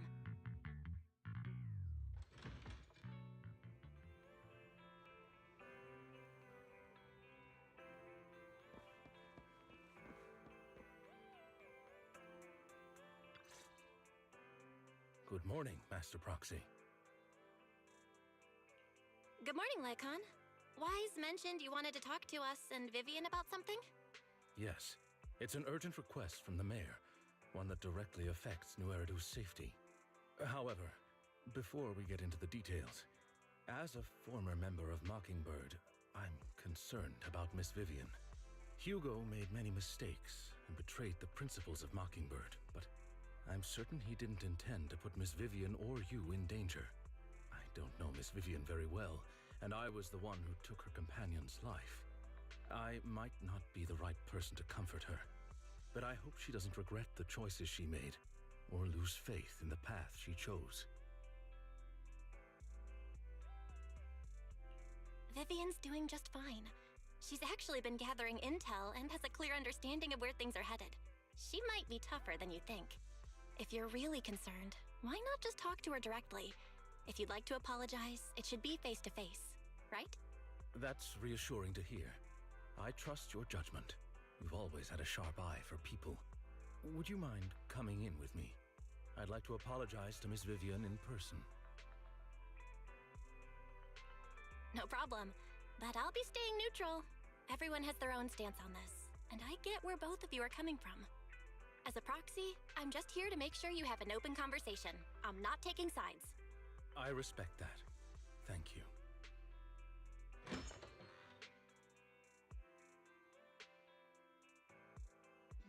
You return to the video store with light on. Vivian doesn't seem... Okay, it was Miss too late. Vivian, I'm very sorry about Hugo. You don't have to explain anything. I'm also part of Mockingbird. Mockingbird stands on more than just gain, so it won't fall when fortunes shift. Hugo had his fixations and ambitions. I also have things I must see through. I'm determined to get to the bottom of the Exaltists and the sacrifices. Miss Vivian, as a former member of Mockingbird, you have my deepest respect. You have my word, whatever comes next. I would never harm you or Master Proxy. As for Hugo, please accept my condolences. Condolences? That's not necessary. Mockingbird has plenty of tricks up its sleeves. This isn't the kind of act that ends so easily. Wouldn't you agree? You're right.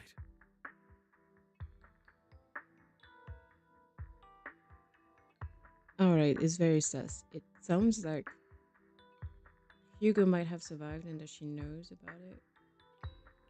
Huh? That's it? You two just figured it out? Oh, that was fast. Master Proxy, I believe we all share the same goal. Uncover the truth of the Exaltists and the sacrifices. The mayor has tasked me with inviting you to take on this mission, and hopes we can work together moving forward. If the mayor wants to work with us, I trust he will demonstrate his sincerity and kind. Mockingbird will not serve as a pawn for the powerful. That will never change. Of course. While the mayor cannot handle this personally, he will make sure we have all the intel and support we need. Miss Vivian, I know you have your own intelligence network, but for some high-profile shady dealings, perhaps the mayor can provide you a different perspective. Please, take your time to discuss. If you're open to collaborating, I'll set up a call with the mayor so he can speak with you both directly. I need to discuss this with Wise and Vivian. With so many people involved in this, we need to be very careful. Of course, I completely understand. When you've made up your minds, you can find me at the Ballet Twins.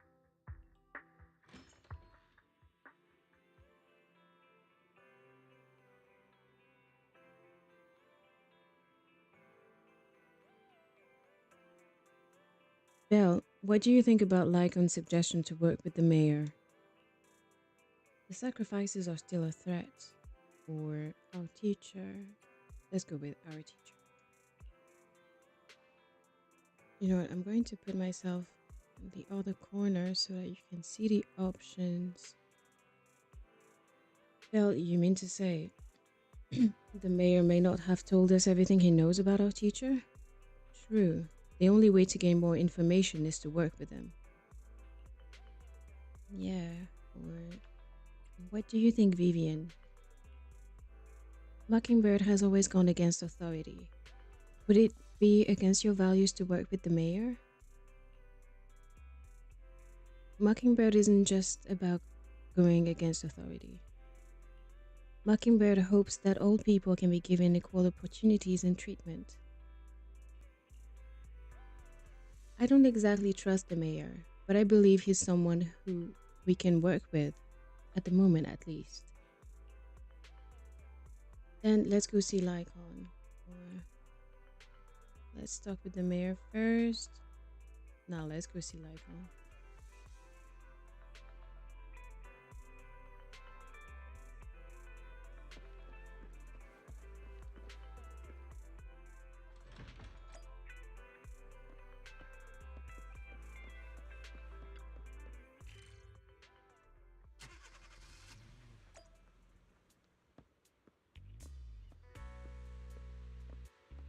Hmm. I just wanted to make sure that they wouldn't be talking already.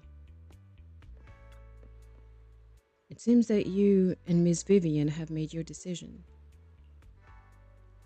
Let's talk to the mayor, or working together requires sincerity on both sides. Working together. Of course.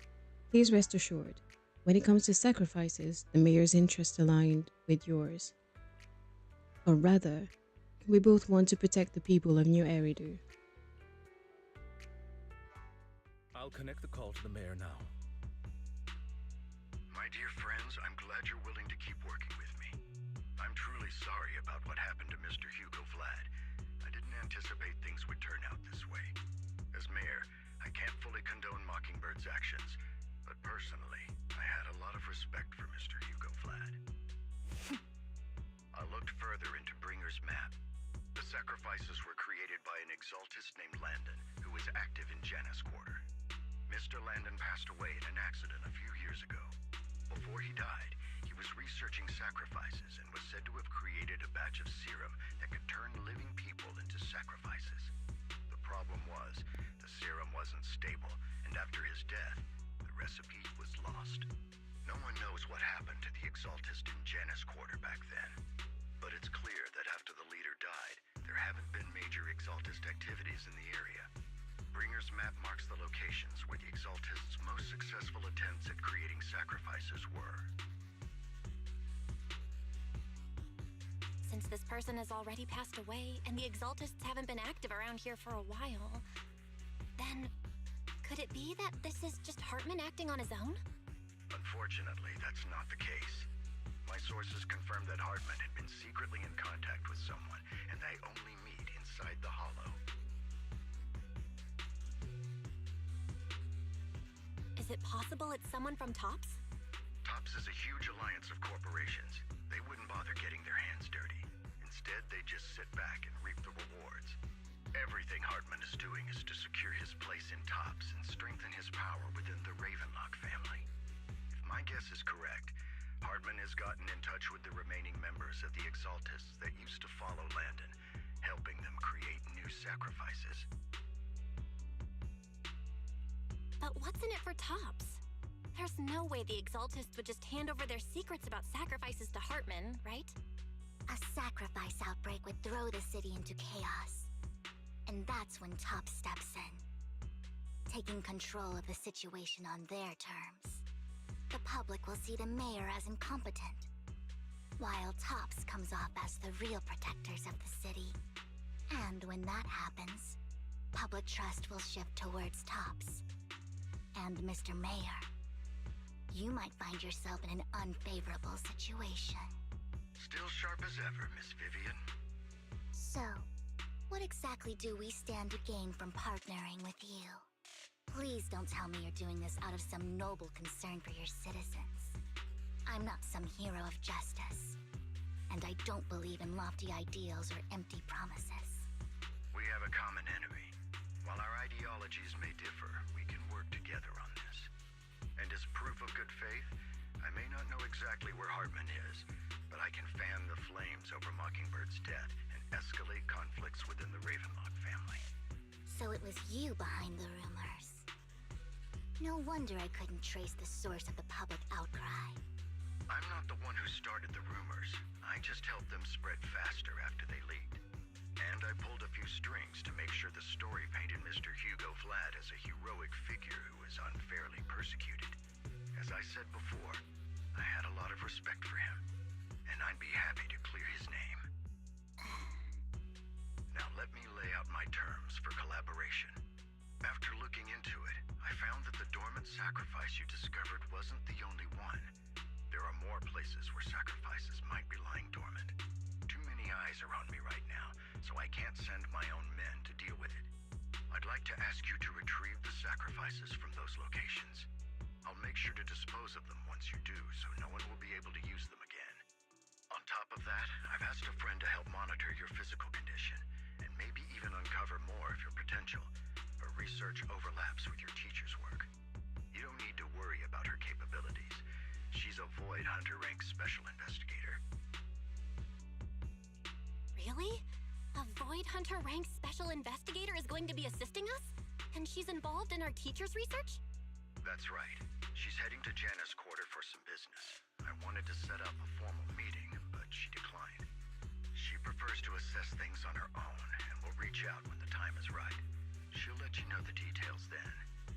So it looks like you both are on board with this commission and ready to help recover the sacrifices? Okay. We don't want New Eridu falling into chaos either. We'll do what we can. I know you won't let me down. Given our positions, we might not be friends, but we're definitely not enemies. I'll leave the rest to you then. I've got to go. Goodbye.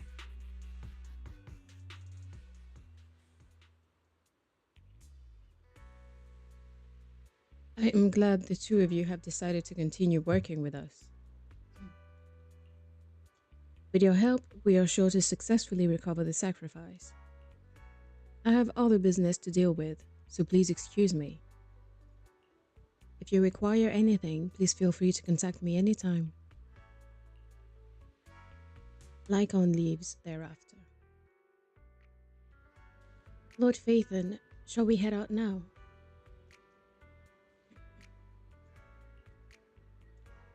Okay, let's head into the hollow.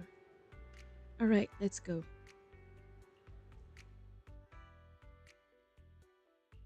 I'll help you win. The lunch is on you. So she's an anomaly character. Who would she work well with? That sounds terrible. Sorry for the strange noise. Did you call me? Yeah. I've been waiting for you. Wanna be my research subject? I haven't played with Jane in a while though, so I wonder. I've got your back. Asset confirmed. Preparing to move out. I am needs the anticipation. I'm curious to see the audience's reaction. Yeah, I think it's a safer bet, like to have a support and a DPS. If Vivian is a DPS, I don't even know. I didn't check. I mean, obviously they all deal damage, but you know what I mean.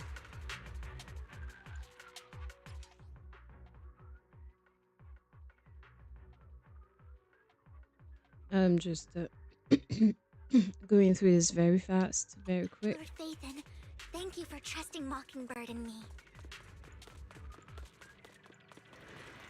But yeah, I'm going to go with my usual technique. Like, I'm just going to press buttons. If it works, it works.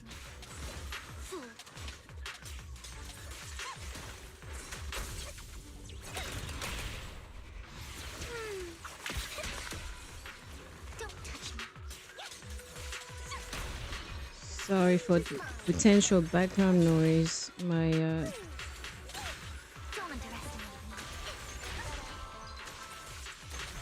My neighbors have decided that this is apparently the best time of the day to do their work or whatever.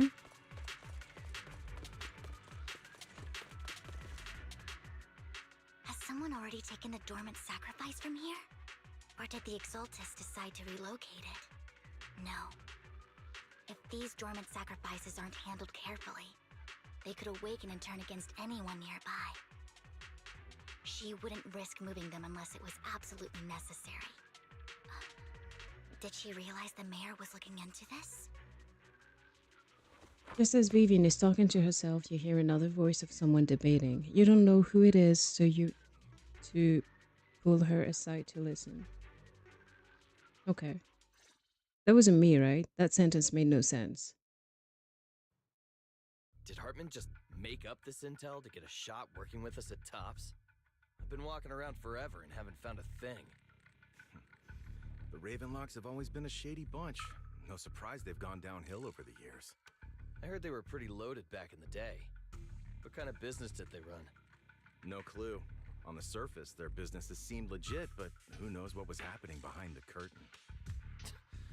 Probably something with the sacrifices. I mean, how else would he know about the dormant ones left around here for years? And he was so sure that even if those original sacrifices didn't work out, he had a backup plan. Backup plan? What could that be? Well, that's beyond me. I just happened to overhear something while I was next to Mr. Edmund one day. What's Tops planning to do with all these sacrifices, huh? For research? Do you think we'll ever have a normal life in the Hollows? Don't ask questions you shouldn't be asking. All right. There's nothing here anyway. Let's leave the Hollow and report back on what we found. And we'll make it just in time to clock out for the fieldwork shift. Let's get out of here first. After the two Tops employees left, Vivian appears visibly unsettled. Hartman, that fool. He'll do anything to get into Tops, even if it means playing with fire. She's an exaltist. Human lives have never mattered to her. The more people get dragged in, the greater the danger. I was about to ask the exact same question. Who is she talking about? Vivian, I've been dying to know. Who is this she you keep mentioning? I apologize for losing my composure. Please don't mind me. The she I'm referring to is with the Exaltists. Someone I have a history with. That's why the moment I heard about the sacrifices, I felt compelled to uncover the truth. I never meant to hide anything from you. It's just that, for me, the Exaltists bring back painful memories. And I'm not ready to face them yet. So, Lord Vathan, please give me a little more time. Once I've gathered my thoughts, I promise I'll tell you everything. Sure, I won't pry anymore. Everyone's got a past, and you don't have to dig up old wounds if you don't want to. I can see the Vivian I know now is super brave and kind. I believe you've really put in the work. Lord Vathan, if we weren't in such a hurry, I'd spend 3 whole hours singing your praises. I'll make note of this and make sure to get it done before bedtime. First things first, let's track down those dormant sacrifices. The Exaltists have probably realized someone's after them by now. I wish we knew what Hartman's backup plan is. Lord Vathan, I just can't shake the feeling that something bad is about to happen. I feel like the she was talking about is probably her sister, her mom or something. That's a very interesting statue.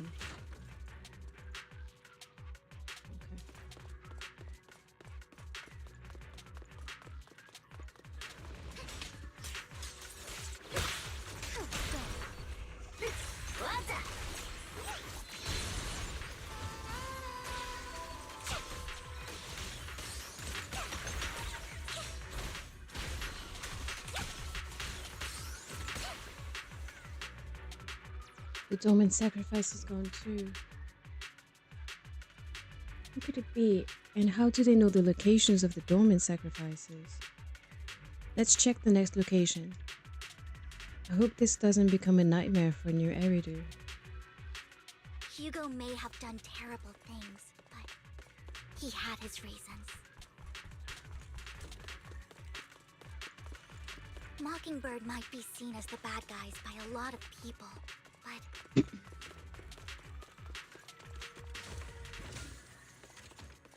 ironically, joining Mockingbird is what put me on the right path.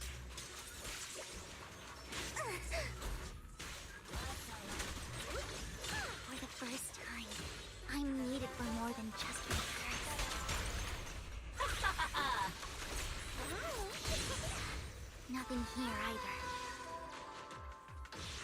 too late?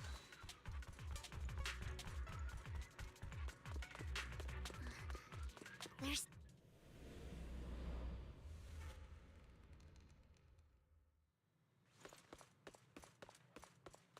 Let's get to her and kick her ass.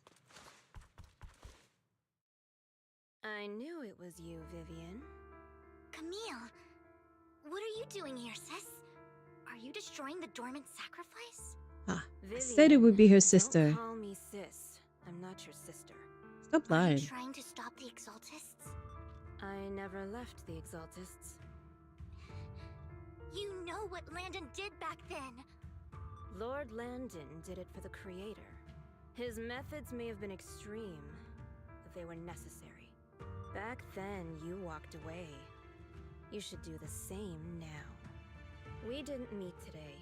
Take your friends and leave. What's wrong? Are you being forced into this? I can help you. Help me? Like how you helped her? Vivian, you're crying.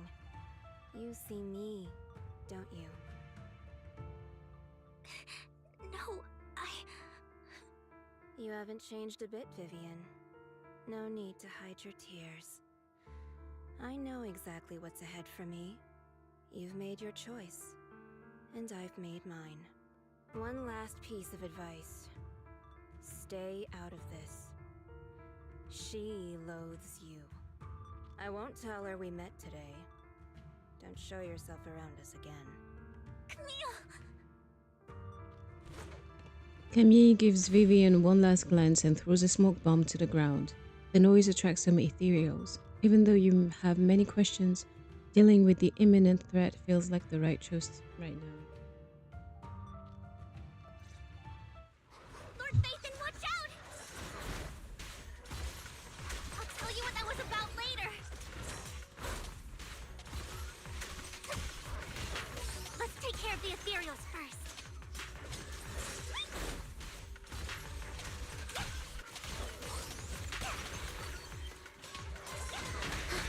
Leave this with me.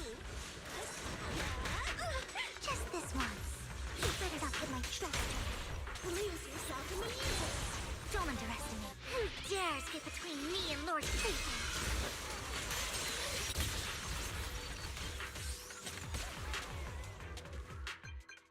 After fighting off the ethereals, you search for a long time but don't find any dormant sacrifices. After deliberating with Vivian, you decided to leave the hollow for now and figure out your next move. Just then, the phone rings. You two took longer than I expected. Did something happen? We searched the coordinates the mayor provided. Most of them were already empty. No dormant sacrifices. Camille, the Exaltists have been actively destroying the dormant sacrifices. The Exaltists? There's no reason for them to go after the sacrifices, right? Vivian is telling the truth. I saw it too. And one of them is someone I once knew. I thought she would leave the Exaltists after Landon's death. But she stayed. Do you have a history with the Exaltists, Vivian? When I was a child, I stayed with the Exaltists for a while. Back then, Landon was one of the most respected figures among the Exaltists in this region. A lot happened. And after Landon died, I left. I can't turn a blind eye to the sacrifices. I know all too well how many lives have been lost bringing them into existence. Ever since I learned a sacrifice had appeared in Janus Quarter, I haven't been able to stop worrying. I won't let history repeat itself. That's why I asked Hugo to investigate, starting with the Sacrifice Corps. Vivian. Please stop. I'm not looking for comfort. I'm just recounting the story for you to understand the situation. We've got bigger things to focus on. But when I do need comforting, I'll come straight to you. I hope you'll make time for me, Lord Vathan. Just so you know, I'm not the easiest to console. No worries. I'll totally have your back until you're feeling better. Okay, back to the matter at hand. That conversation between those two TOPS employees back in the Hollow is still bothering me. They said Hartman had a backup plan, and that got me thinking about some news that was quietly swept under the rug. Lately, there have been mining accidents in Ravenlock-controlled areas. Many workers have died. The families were paid off with huge settlements, way more than usual. No protests, no controversy, and the issue was buried. But considering the Ravenlock's financial position, why would they be so generous with payouts? That sounds sketchy. Are you saying they made up the accidents and the workers' deaths? Precisely. I don't think those workers died in mining accidents. I'm planning to reach out to some old friends, see if they've heard anything about this. Do you have time, Lord Phaethon? My contacts are just near 6th Street. Care to join me? I'm in. Let's go together.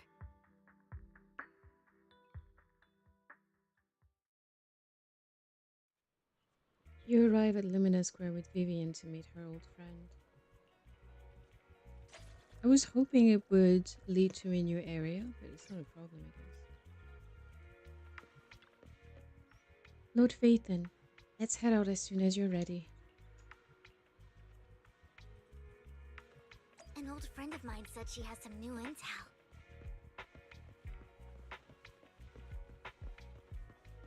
She's like a mentor to me.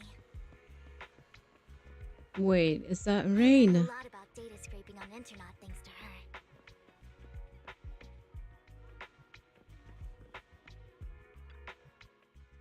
Rain! Long time no see. Yeah, it's been a while. Rain? You two knew each other? Yeah, Phaethon. Long time no see. Rain! You actually know that Lord Phaethon is Lord Phaethon? No, I mean, you actually know Belle is Lord Phaethon. I didn't know right away. One time, I needed a favor from Nicole. I only found out after meeting them. I mean, who would expect a legendary proxy to be running a video store for a living? Oh, by the way, your idol... Rain, let's not bring up old stuff. Lord Phaethon wouldn't be interested in that. Why are you all tense? Right! Lord Phaethon lives on 6th Street too, and might know your idol. Remember when you traced that post on Internet to 6th Street and actually went to check it out? And you came back all bummed, spouting nonsense. Like there was only a black cat at the location, and maybe your idol is actually a talking cat. Or something like that. Yeah, I think I know. I know that black cat. I'm always sneaking at snacks.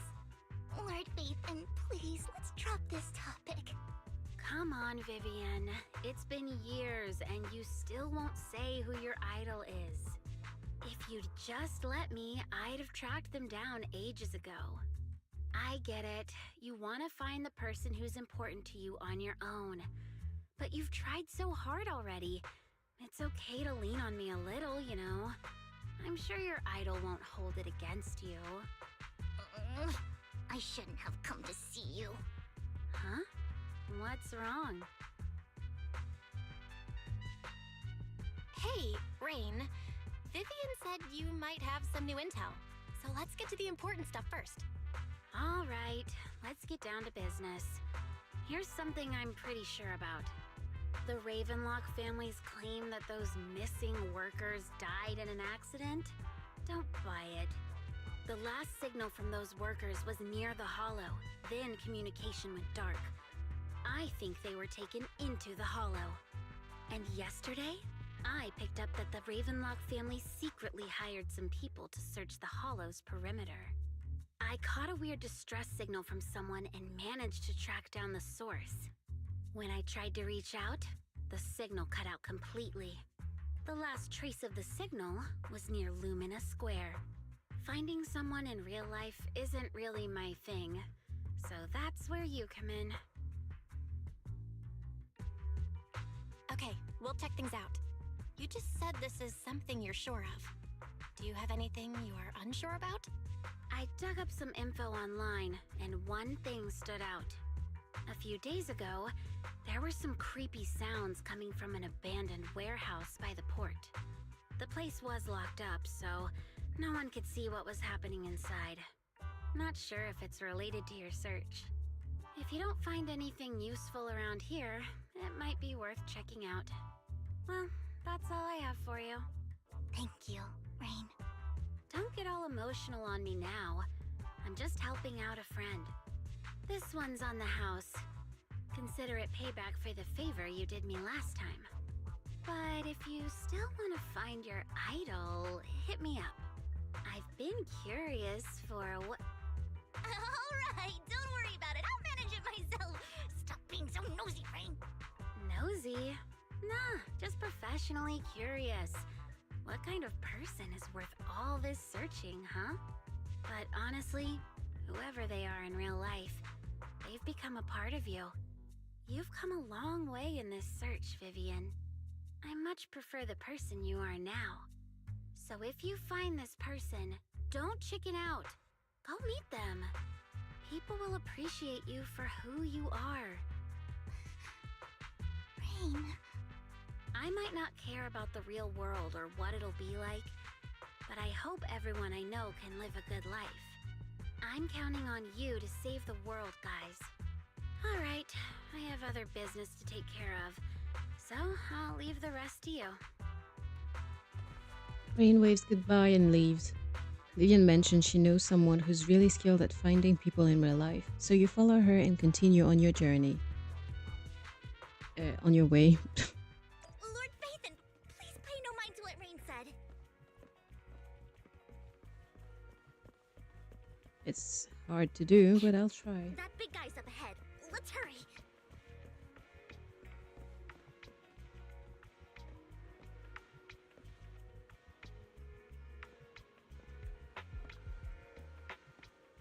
Long time no see.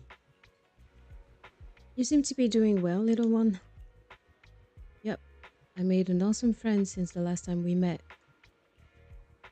My friend got ill before, and it was the manager who helped heal them. I didn't realize you two knew each other.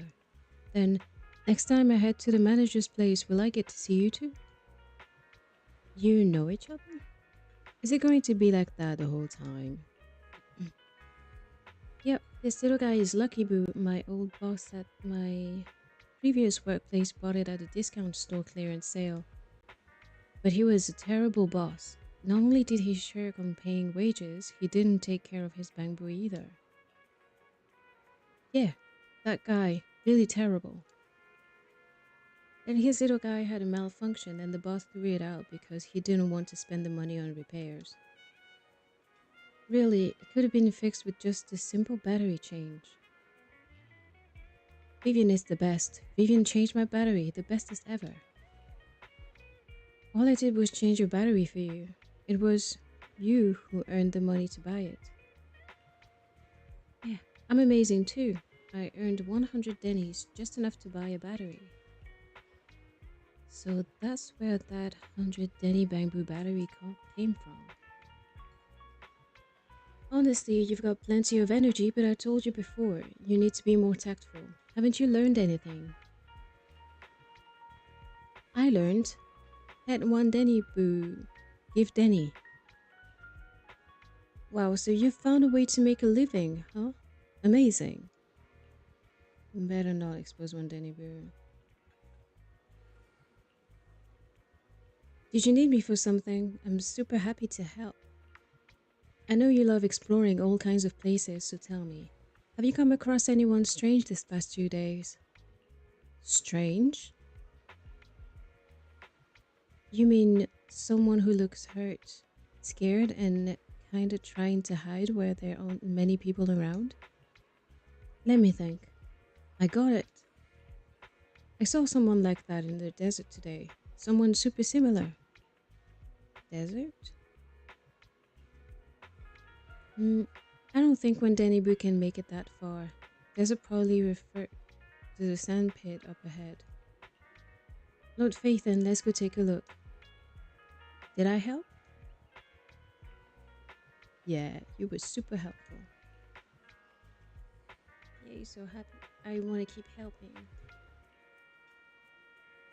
You should go and do whatever important stuff you need to do. Let's play together soon. One Denny Boo is just too cute, right? Yeah, and I can do a cute voice to save my life.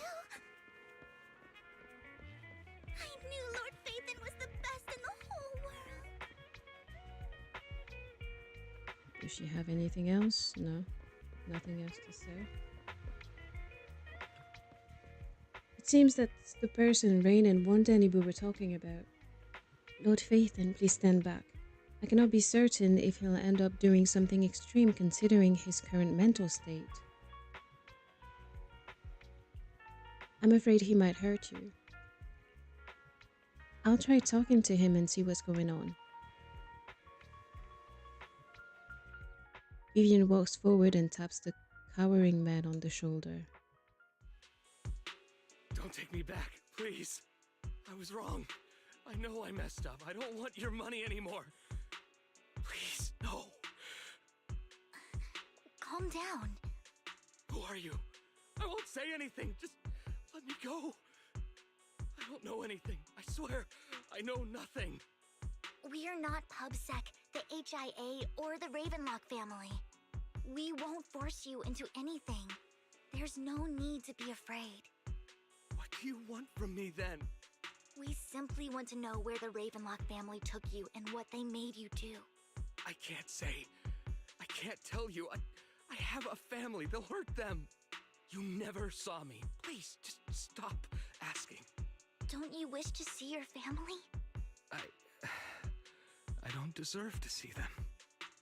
It's my fault. I was greedy. I did this to myself. But your family must miss you dearly. I'm sure they won't blame you. No, it's my fault. It's all on me. I don't want to drag them into this. If the whole ship is sinking, no one on board can escape. I'm just a nobody. And right now, there's nothing I can do to change anything. If you care about your family and friends, now is your chance to stop the disaster before it's too late. Even a butterfly flapping its wings can send a tsunami surging across the ocean. No one knows how this will turn out. But if you do nothing now, the only thing waiting for you at the end will be regret. We're not here to turn you in, and we won't force you to confront them. You'll be safe with us. I'll help you return to your family. But you must tell us precisely what happened. Hartman offered a huge amount of money, looking for workers to go into the hollow to guard something. The money was way too good. We all kind of figured something wasn't right. I thought it was just smuggling or guarding some kind of illegal ether resources, so I signed up.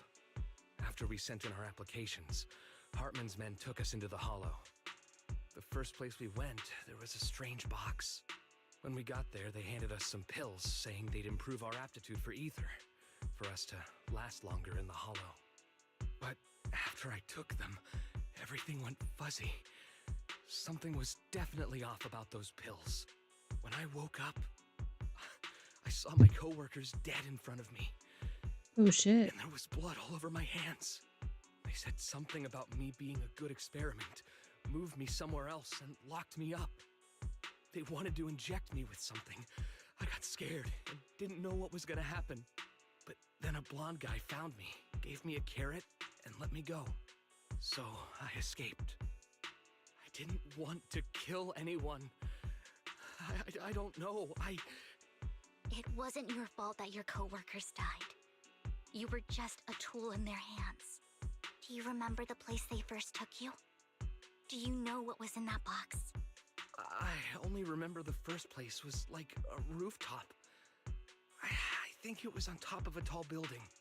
What exactly was in that box? I can't remember. I'm not lying. Those pills they gave us, they make you hallucinate. I took just one and my mind felt like it wasn't my own. My memories turned into a blur. I'm telling the truth. I'm not trying to run from my mistakes. I just really can't remember what happened. I know you're not lying. We'll arrange for your protection. You can rest easy and recover, and your family won't be dragged into this. Once this is all over, you will be able to reunite with them. You and Vivian contact Lycon. The mayor, representing Victoria Housekeeping, agrees to protect the worker and will keep his identity confidential. Soon Rena arrives and takes the man away, mentioning that the mayor will confirm the location based on his description.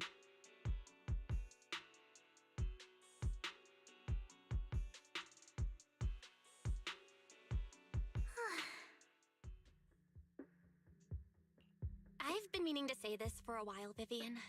You're just so calm and decisive when things get tough. Totally different from the impression you gave me at first. Actually, I wasn't always like this. I used to run away when things got tough.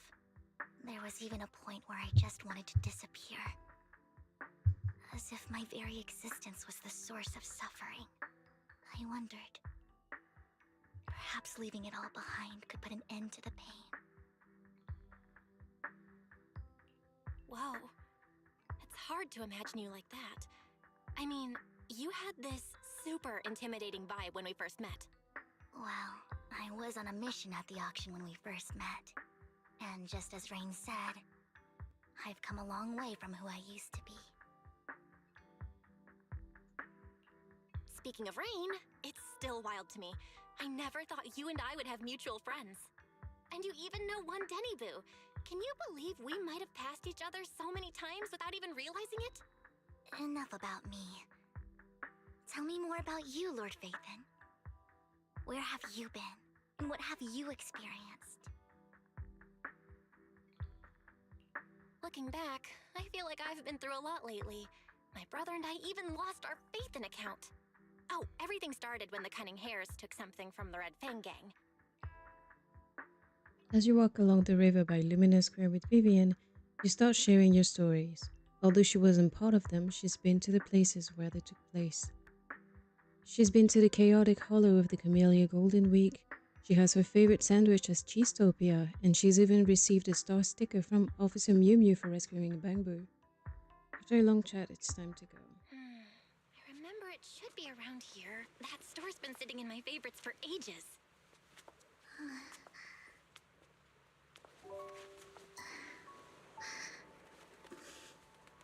Lord Phaethon! Huh? What's up? I've seen that black cat on 6th Street. That harmonica in the outer ring you mentioned. I've heard it before, too. I've even been to the monument outside Hollow Zero. But none of that was a coincidence. No, she's a stalker. It was me.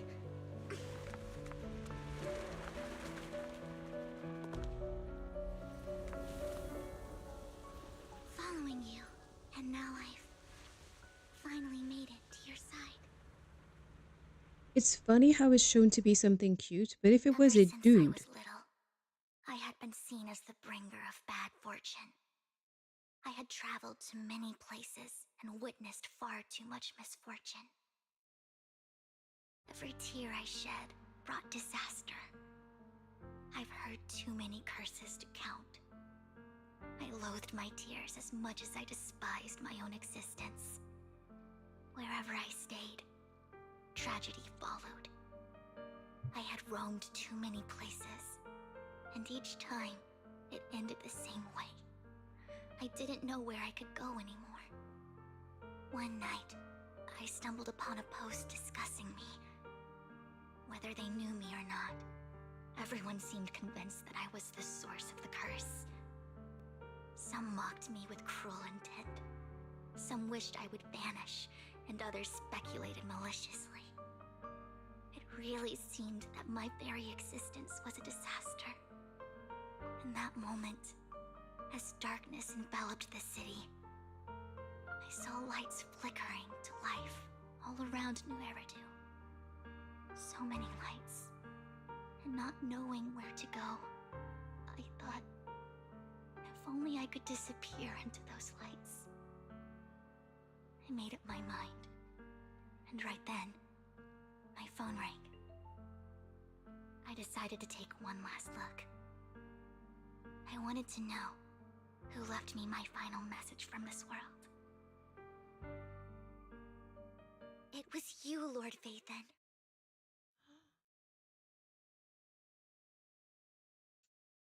Wait, really? Me? Yes. And I checked with the other Lord Vathan. You were the one using the account at that time. But I know you probably don't remember it. After all, it was just an ordinary day, with an ordinary post and meaningless comments online. But for me, it was the night I finally realized where I could go. I wanted to walk the paths you had walked, see the sights you had seen. And then, one day, share it all with you, face to face.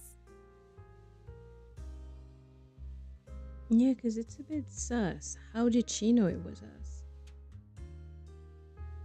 What did I even say in that comment? I can't remember off the top of my head. Well, you'll have to figure it out for yourself. I'm not telling you. That's cheating. Huh? No! So, Lord Vathan, thank you. Not only for that comment you made that day, which was a silver lining for me, but also for giving me the courage to become who I am today. The Vivian standing right in front of you now, Lord Vathan. I truly like who I've become. The wind skims across the surface of the water, lifting Vivian's hair and brushing it against her cheek. The lights reflected in her eyes dance and flicker, as if eager to share the stories of the past. Emotions intertwine with the narratives, and you feel as though you're witnessing the path she has traveled. Lycon just sent a message. There's an update. Let's head back to the video store and go over the details together.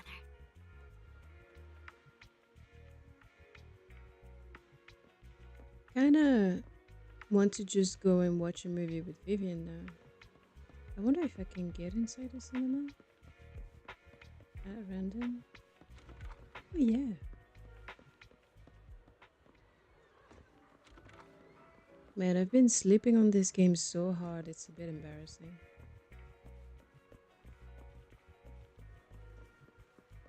What is he doing here? Oh, I thought it was the dude that can work for us at the store.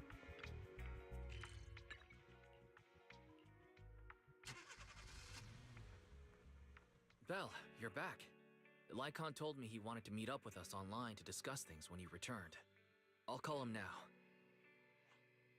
Master Proxy, Miss Vivian. The gentleman Rena brought back has stabilized and calmed down now. Based on his account, we've identified where Hartman is hiding the core. He also mentioned that Hartman plans to trade the core with a group of people. We suspect that this group consists of members from the Exaltists. I knew it. Now that we have the location, it would be splendid if we could seize the sacrifice core before they do. Precisely. We hope you can head to the location as soon as possible to secure the sacrifice core. We've got this. I have other matters to attend to, so I'll leave the retrieval of the sacrifice core in your capable hands. The mayor's friend that he mentioned before will also be assisting you this time. The target coordinates have been shared with her, and she'll meet you there. Please ensure your safety, and I wish you all the best. Coach Fathan, we'll head out as soon as you're ready. Alright, that's perfect. Give me 1 second. I'm checking something.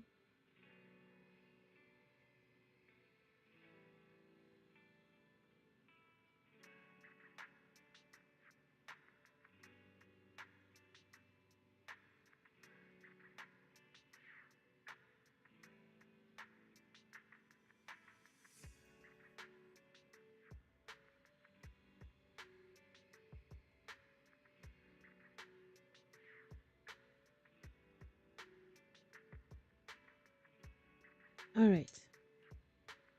We must obtain the sacrifice core before Hartman does. Let's get going. Okay, this time I'm definitely putting a. I shall follow. I have two. I'm at. Don't just think of your fortune seems pretty good lately. Yeah, she needs another damage dealer. Understanding the latest trends is much harder than mastering techniques. Eradicate, my blade is ready. This is the path I follow. Which alias should I use this time? Well, that's a very strange duo I just made, but I don't really care. If it works, it works.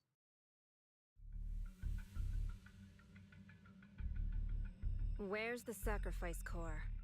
Camille, you really think I'd stroll around with something this important? Plus, even though the Ravenlocks and the Exaltus have been working together for ages, I've hardly even met Lady Dina. I'm the one offering the sacrifice core here. I'm curious what Lady Dina's got lined up for me in return? I'm just here to verify that the core you mentioned is real. Once that's sorted, Lady Dina will give you a proper response. Our partnership isn't just talk. We need to be sure you have what we need before moving forward. Sure thing. I'll take you to where I keep the core. Once you verify it's legit, have Lady Dina come over. We'll lay everything on the table face to face. All right, lead the way. It seems Hartman is trying to bargain for more. What a greedy and insatiable man. It's just that... Why would they only send Camille for something as important as the sacrifice core? And I can't shake the feeling that Camille doesn't want Hartman and Dina to meet. Why is that? Who's this Dina he just mentioned? Is she the leader of the Exaltists? Kind of. Lord Vathan, I really think we should hurry. We must get to where Hartman keeps the core before anyone else does. I've got a shortcut planned, but there are gonna be ethereals along the way. I'll let you handle them, Vivian. Don't worry, Lord Vathan. You're in capable hands. I'll ensure your safety.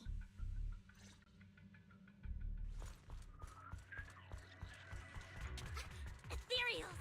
Stay away from Lord Vathan!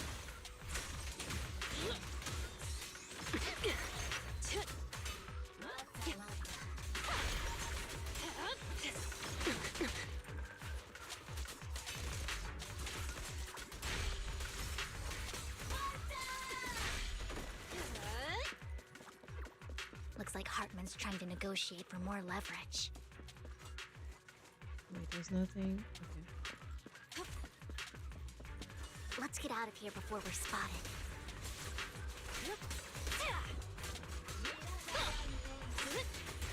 Let's keep moving, Lord Vathan.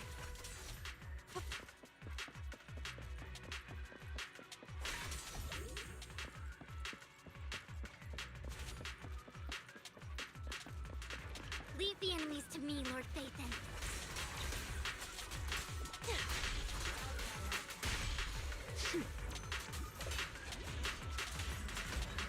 Leave it to me.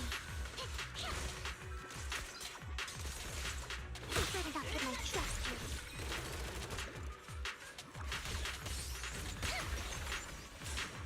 Easy. Oops, sorry. I'll make it painless.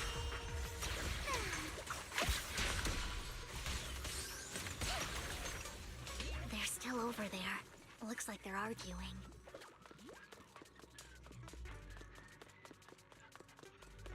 This is our chance. Let's hurry.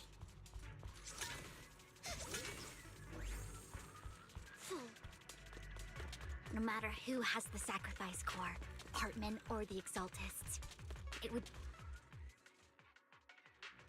Hand over what's in the box.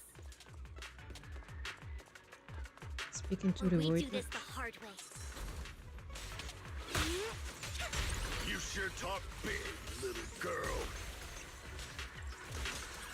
Let's see if you can get past me first. Why is he saying that as if it's a challenge?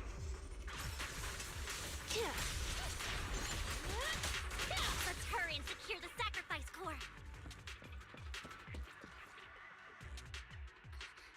Lord Vathan, Vivian, the box is empty. Of So course. Hartman never kept the core here to begin with? How did you even find your way here? Where's the core in the box? What did you do with it? You call this keeping the sacrifice core safe? Just as everyone stands confronting each other, a voice comes from behind.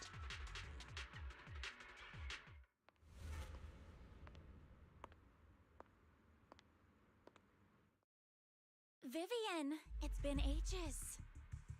Dina! Oh my, you actually remember me.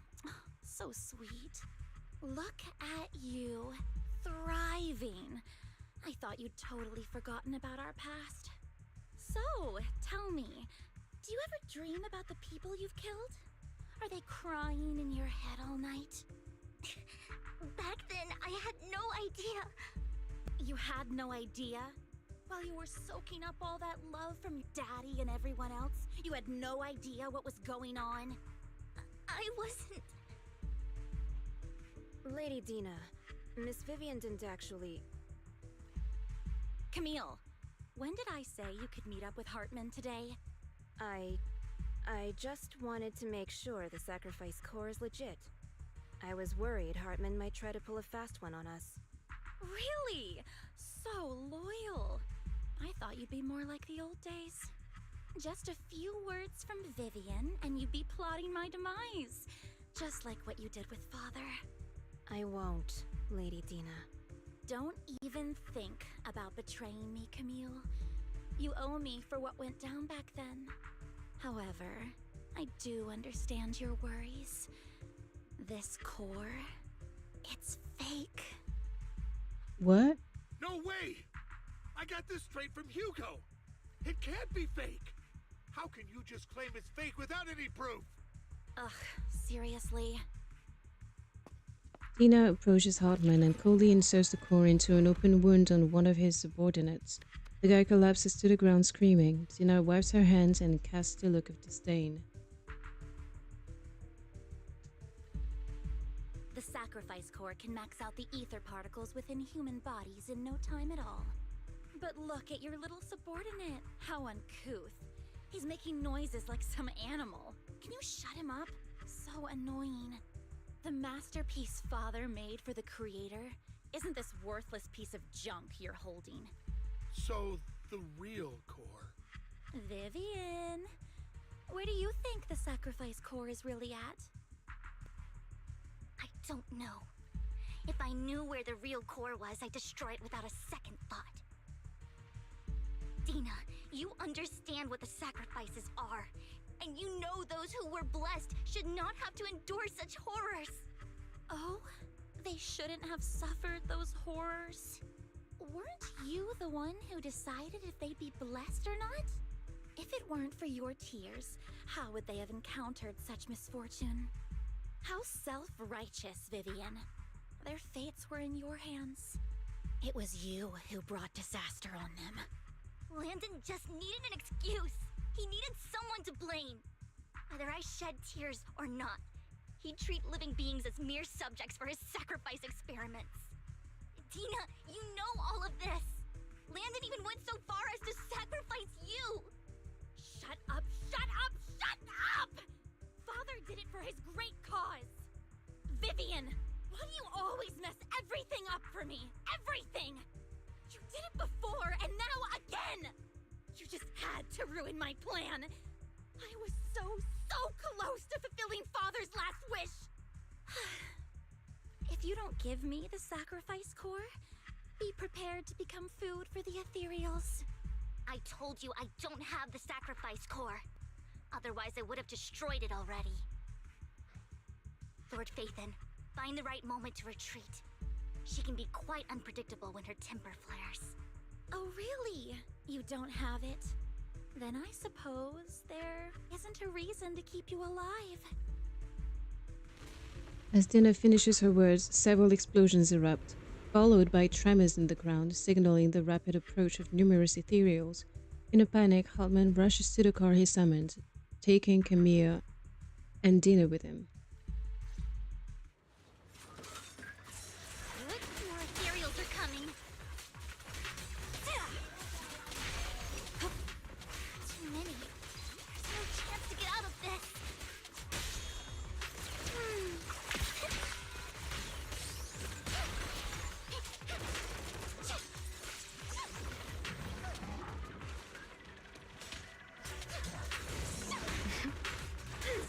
final act begins now.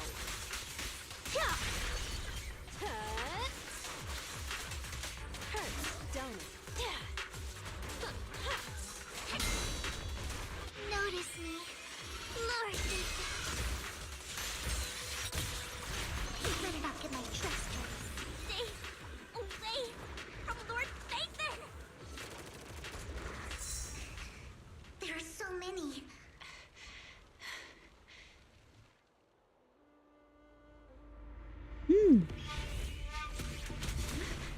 It's ink.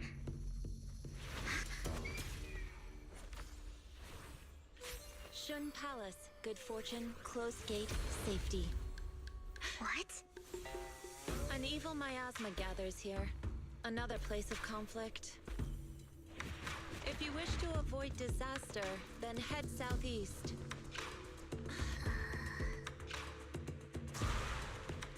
Now! Thank you.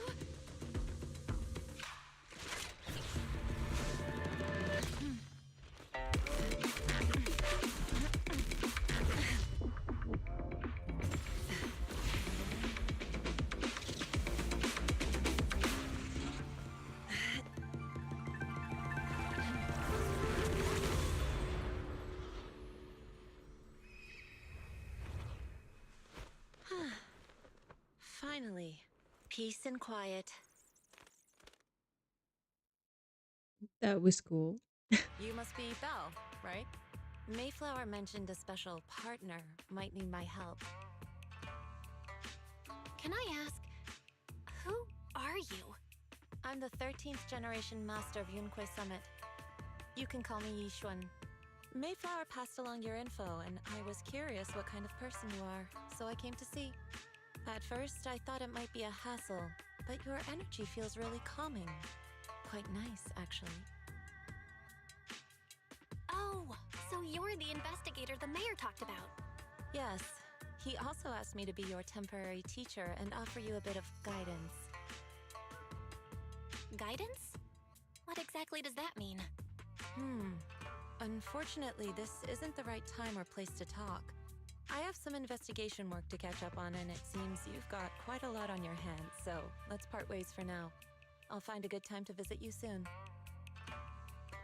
Yushin leaves after saying this while Vivian appears lost in thought, looking distracted. I would be distracted by those two gigantic personalities as well. I'm so sorry, Lord Bathan. I'm just not feeling very well. I think I'll head back for now. I'll investigate the sacrifice core and reach out once I find something. Let's leave the hollow first. You definitely need some rest. Let's get out of the hollow.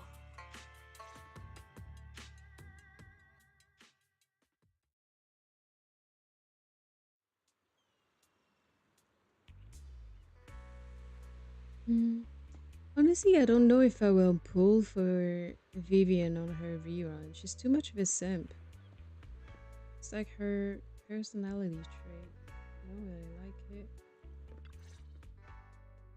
Lord Bathan, are you going to rest now? I'm not in a hurry to get back. You've been kind of off since we got out, and it's got me worried. If something's bugging you, just spill it if you want to. I'm a pretty good listener, you know. I didn't mean to keep my past from you, Lord Bathan.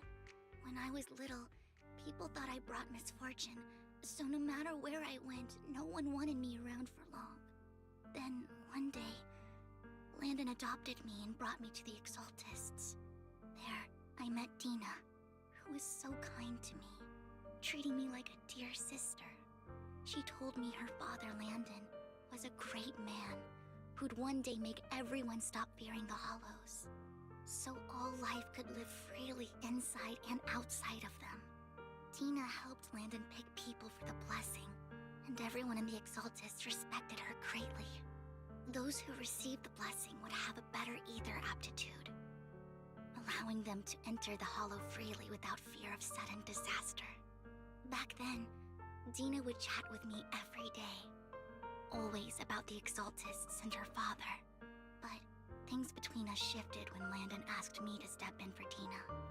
Landon told me I didn't only bring misfortune, and that if I listened to him, I could actually help people. After that, he'd take me to meet people, and if I shed tears, he'd give them a blessing medicine. Those who got the blessing could dodge calamities. At first, I was ecstatic, thinking I could help others. I shared my joy with Dina, but that was when she started to pull away from me. The blessing medicine. Please tell me that wasn't the sacrifice serum Bringer had? Yes, to be precise, it was an early version of the sacrifice serum. Landon's medicine wasn't stable. The medicine Landon developed could boost abilities quickly, but also sped up the development of ether corruption. In the end, most people turned into ethereals, and a few became sacrifices, losing all human consciousness. The ethereals were killed while the sacrifices were given to the higher-ups of the Exaltists. The Exaltists wanted the sacrifices to hold human consciousness, so Landon's medicine was seen as a failure, and he gradually lost influence within the Exaltists. One day, I saw Dina, and tears streamed down my face. In a bid to save his reputation, Landon decided to let his own daughter receive the blessing. I had always thought that getting the blessing was a good thing, until I saw terror in Dina's eyes that day. That evening, I broke Landon's rules for the first time, and followed him out of the Exaltist's residence.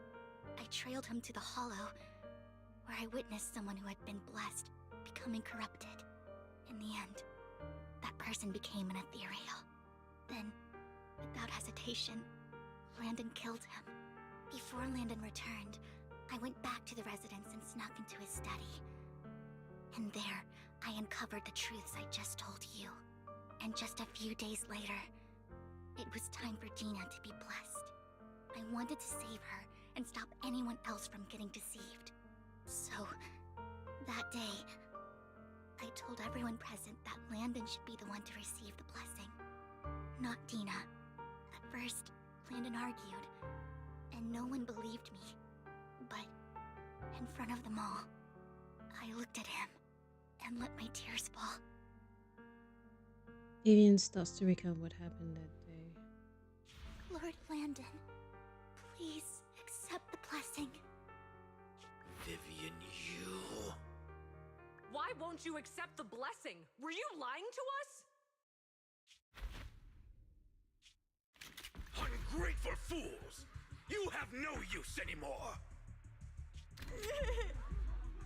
Liar! Run! Run! Dina! Dina, wake up! We have to go! Vivian? What's happening? Listen to me! Lord Landon's so-called blessing isn't...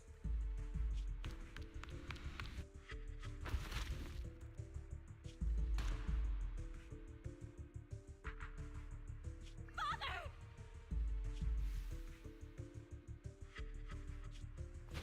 No, I was just...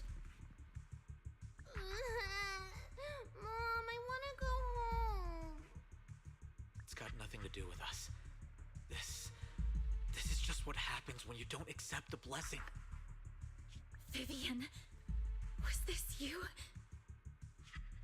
Dina, I just didn't want you to accept the blessing. Everyone who does ends up... I just don't want to lose my father. You knew? If you knew what he's done, He's my father. He's all I have. Stop being self-righteous, Vivian. You only ever bring misfortune.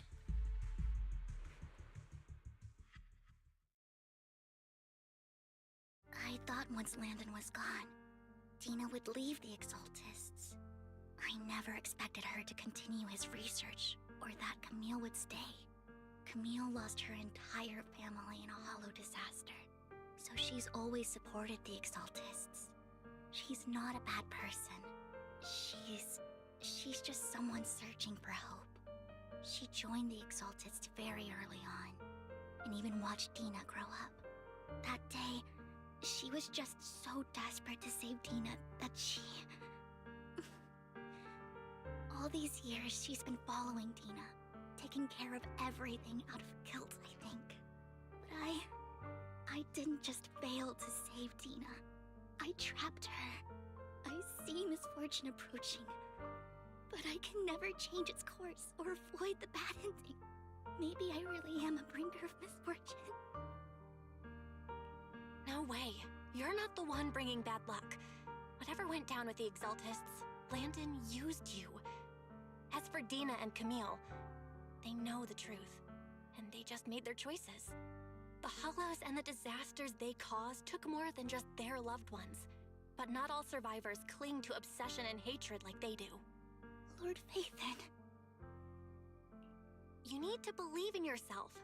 You're currently resolving the sacrifice crisis with your own effort. I remember you saying you really like yourself now. So what's changed? Yes, that'll always be true. Thank you for listening to my story today. Years have gone by, but I've never had the courage to face all this. Maybe Dina and I were meant to meet today, so I could finally spill it all out. It lightens my heart a little. Lord Phaethon, you truly are a wonderful listener. Whenever you're feeling down, don't hesitate to come to me. I will. It's been such a long day. You must be exhausted. I'll track down the location of the sacrifice core and let you know what I find. Good night, Lord Phaethon. After bidding farewell to Vivian, you head back to the video store. You see the collectible she gifted you on the table, and it stirs a flood of memories.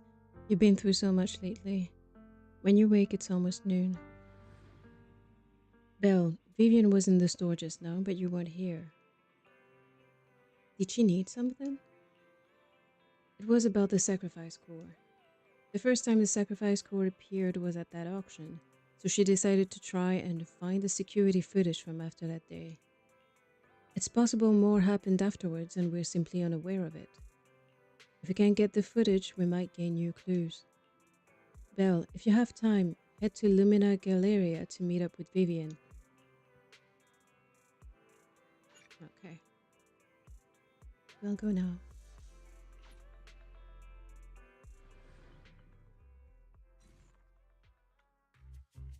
Earlier, Vivian exchanged information with an acquaintance in the auction house.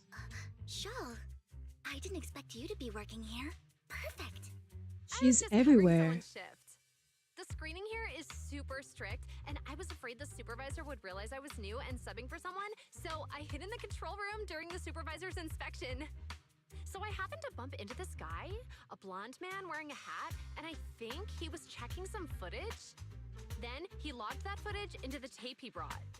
Later, I found that part of the footage had been wiped. Blonde, wearing a hat. Could it be Hugo? Do you know him? I think it's him. If it were Hugo... I think I know where he would hide the tape. Thank you, Shaw. You were a big help. Great! You also helped me a lot when I started working. I used to make mistakes all the time. If it weren't for you cleaning up my messes, I would have been fired ages ago. So I'm happy I could help you too. All right, go ahead and do what you need to do. We'll catch up another time.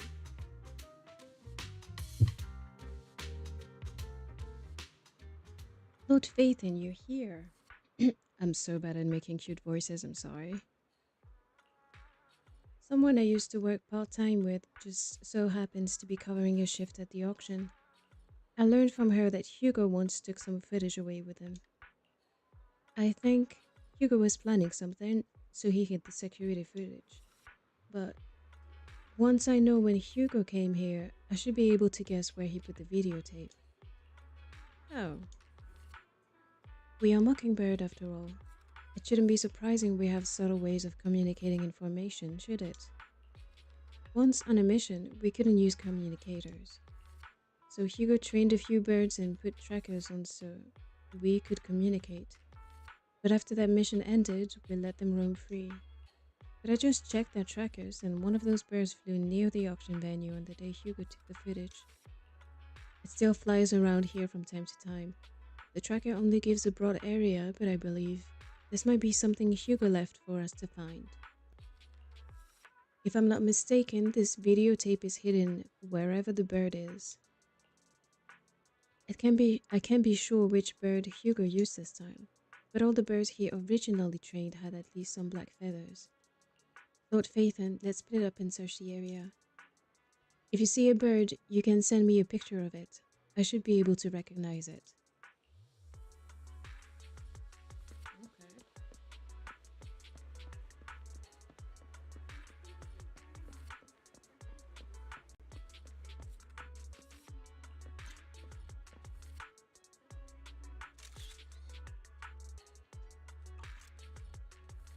A soft and sweet ball of fluff. It's hard to imagine this is the bird Hugo chose for the mission.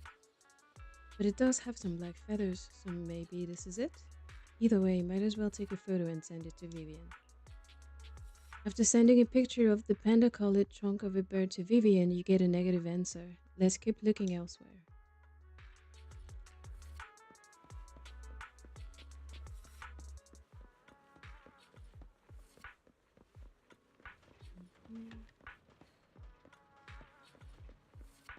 That's a bamboo.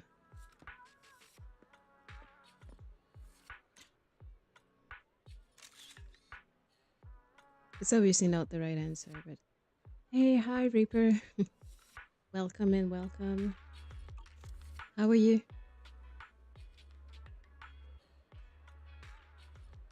Penguins count as birds, I guess. I guess they do.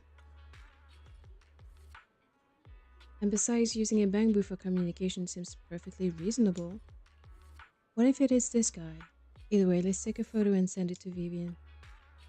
After sending the photo of the penguin-shaped bamboo to Vivian, Vivian responds with a long set of ellipses. Seems like we were wrong. Let's keep searching elsewhere.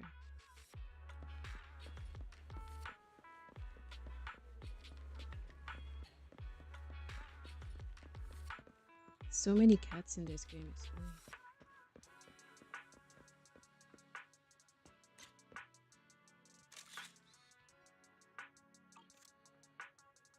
Black crows and a dark alley. Seems a bit cliche, but this really is a good place to hide something. I'm good too. Just trying to catch up on the game and the story because I've been slacking off real hard. Are you a Zenless player too? After receiving the photo, Vivian quickly responds. That's the one. She quickly comes over. That's the one. It's all thanks to Lord Phaeton we found them so quickly. If it's here, then Hugo must have hidden the videotape among those boxes. You look through the boxes and find the recording, but it's been damaged. After discussing with Vivian, you decide to head back to the video store together to repair it and check the contents before making your next move.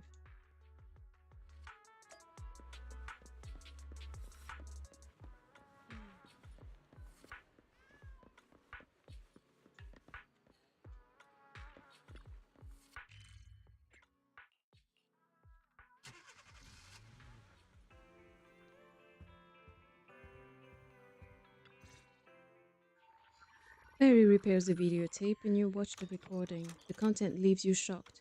It's a conversation between Hugo and Camille. If I'm not mistaken, you and Vivian share the same goal. Silence is no good for negotiation. He's right there. I just don't want Dina to reach a point of no return. Hasn't she already reached that point with what she's doing? The formula for the Landon serum was lost, but a batch survived, and Dina was able to develop a substance that can be used for mind control. She's trying to combine the two to make sacrifices that would obey human commands. If the dormant sacrifice and the remaining Landon serum are destroyed, we can put an end to this. Dina's concoction can't create sacrifices on its own. And the sacrifice core? That belongs to the creator, not her. Although I find Landon's methods despicable, I can't deny that the Exaltists and the creator are leading us in the right direction. I just don't want Dina to spend her life trapped by her father's mistakes. I mean, no offense, but I find your protectiveness rather weird. I will confirm the location of the dormant sacrifice and find the chance to relay the information to you. I do not want any of my people to be going into danger. As for the sacrifice core, I can only guarantee that it will not fall into her hands. As for how things will ultimately play out, The creator will guide me. The video abruptly comes to an end. Shocking. Camille was actually destroying the dormant sacrifice? Now Camille's actions make sense. But why did Hugo never tell us? Hugo... he... Belle, Lycon said there's something urgent he needs to discuss with us right now. All right, let's patch him in. Master Proxy, I apologize for disturbing you. We have just learned that the Ravenlock family will host a banquet tonight. This banquet is rather special, as they're allowing members of their family to invite business partners to attend. With Hartman at the center of controversy, there are many members of the family who are eager to use this opportunity to replace him. The mayor has been spreading rumors of a young tycoon who inherited a sizable fortune and is looking to partner with a person from an old and influential family. This information has lured a young man named Burton from the Ravenlock family. So, you want me to pose as this tycoon and use Burton to infiltrate the banquet? Correct. And Hartman's study is also located within the venue. I see. Hartman's study might hold valuable information. So, what should I do? You can attend as her +1. +1? Lord Phaethon, please go with me! Master Proxy, it seems Miss Vivian requires your presence, so... Yes, just your presence will help me immensely. All right, then let's go together. I'll send you the time and place for the meeting with Burton. If you encounter any danger, please evacuate immediately or contact me for backup. I hope everything goes well for you tonight. You get in contact with Burton. He said he'll come to 6th Street later to escort us to the banquet. Is there anything I need to look out for? Don't worry, Lord Phaethon. Just leave the socializing to me. I won't let any evildoers get close to you. But since there's still some time before we have to go, should we watch an instructional videotape on formal dinner etiquette together? I learned everything from videotapes when I first went undercover at a banquet for a mission too. Though such a method isn't sufficient to master it, it's enough to deal with this one excursion. Then let's watch. Yep. I'll go over the key details for you as we watch the tape.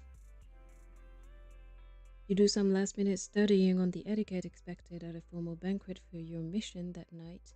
Before you know it, evening has arrived. Lord Phaethon, Burton's sent his location.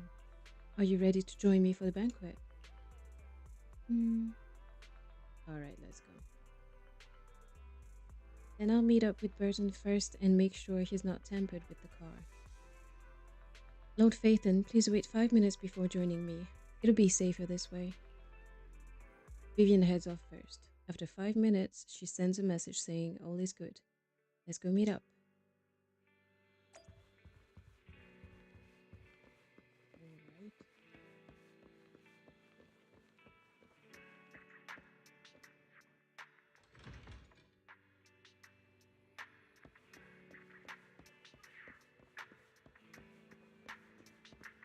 Oh, that's a fancy car. I know really fancy, but it's sports car. That looks nice. Miss Banshee, this is... Is something the matter? What I mean is, this person doesn't look like your bodyguard. The Ravenlocks can protect me, no? If that's true, why would bring a bodyguard? This is my escort for the night. She heard the Ravenlocks are throwing a true feast for the centuries with plenty of delicacies not available anywhere else, and she wanted to try some. You aren't so stingy as to not even allow your guests the +1, are you? Of course not. Since you're an important companion of Miss Vivian's, you are also my honored guest. Let's be off then. My chauffeur shall take you to the port and, from there, we will take a speedboat to the manor. About an hour later, you arrive at the Ravenlock Manor. With Burton's guidance, you go through numerous security checks before finally arriving at the banquet hall. Miss Banshee, I believe I've shown you my sincerity. Now how about you? Sincerity? My presence here is a show of sincerity. If we're to work together, Miss Banshee, you should drop your pretentious act. I am well aware of the ways of the Ravenlock family. If I were to come empty-handed, I probably wouldn't even be able to make it out the front door tonight. Since I agreed to come with you, and even brought along my most precious companion, does that not show my deepest sincerity? No need for such an off-color joke. Our door is always open for those coming or going. We both know what's what, so let's cut the small talk. I know far more about how the Ravenlock family made their fortune than most here. I am also well aware of why Hartman, despite such a massive scandal, still remains in power. Oh? Do tell. Exaltists, blessing, sacrifice, Landon. Where would you like me to start? How did you know that? No, who are you? Don't be so tense.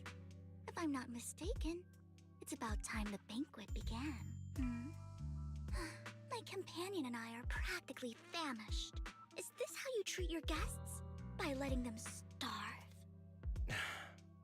Perhaps when we've had our fill, we'll remember where the sacrifice is hidden.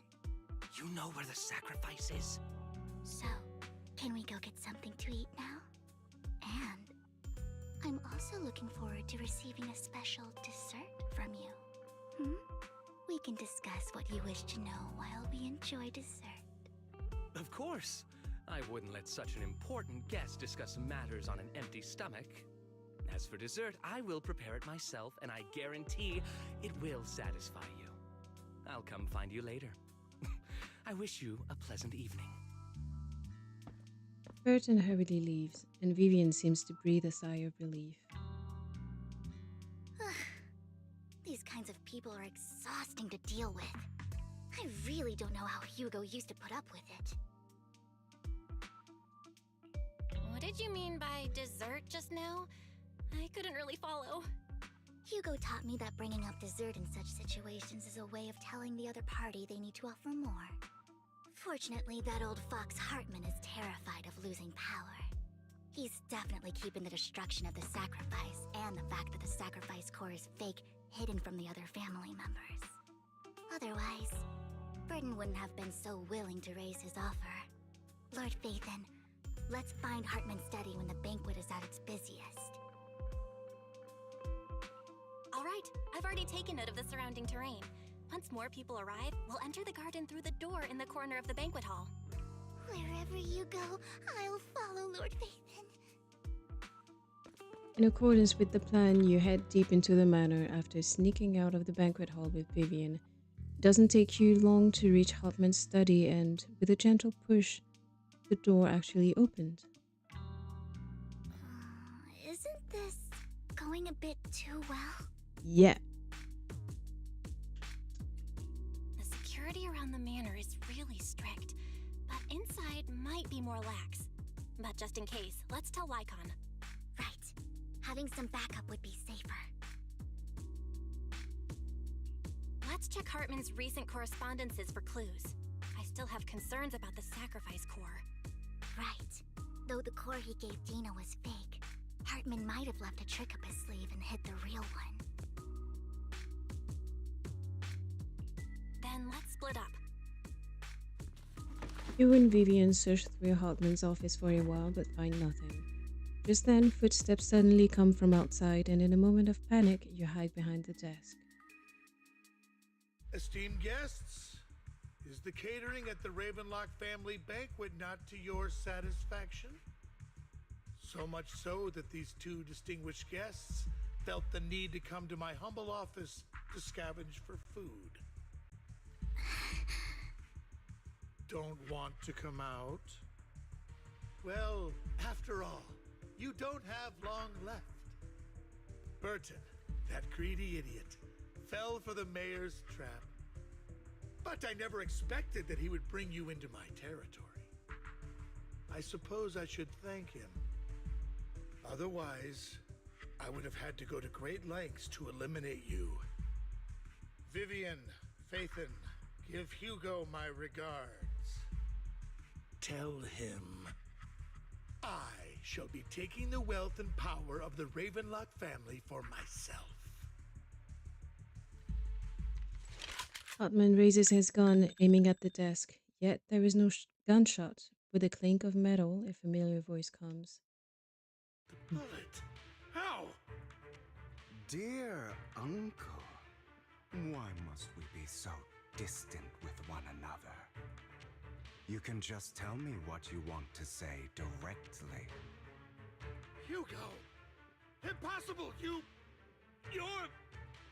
Uncle, you must know a Ravenlock will never stop until they get what they want. Did you really think I would be defeated so soon? When I have yet to trample you into the dirt. You filthy bastard! You only know how to resort to these petty tricks! Petty tricks?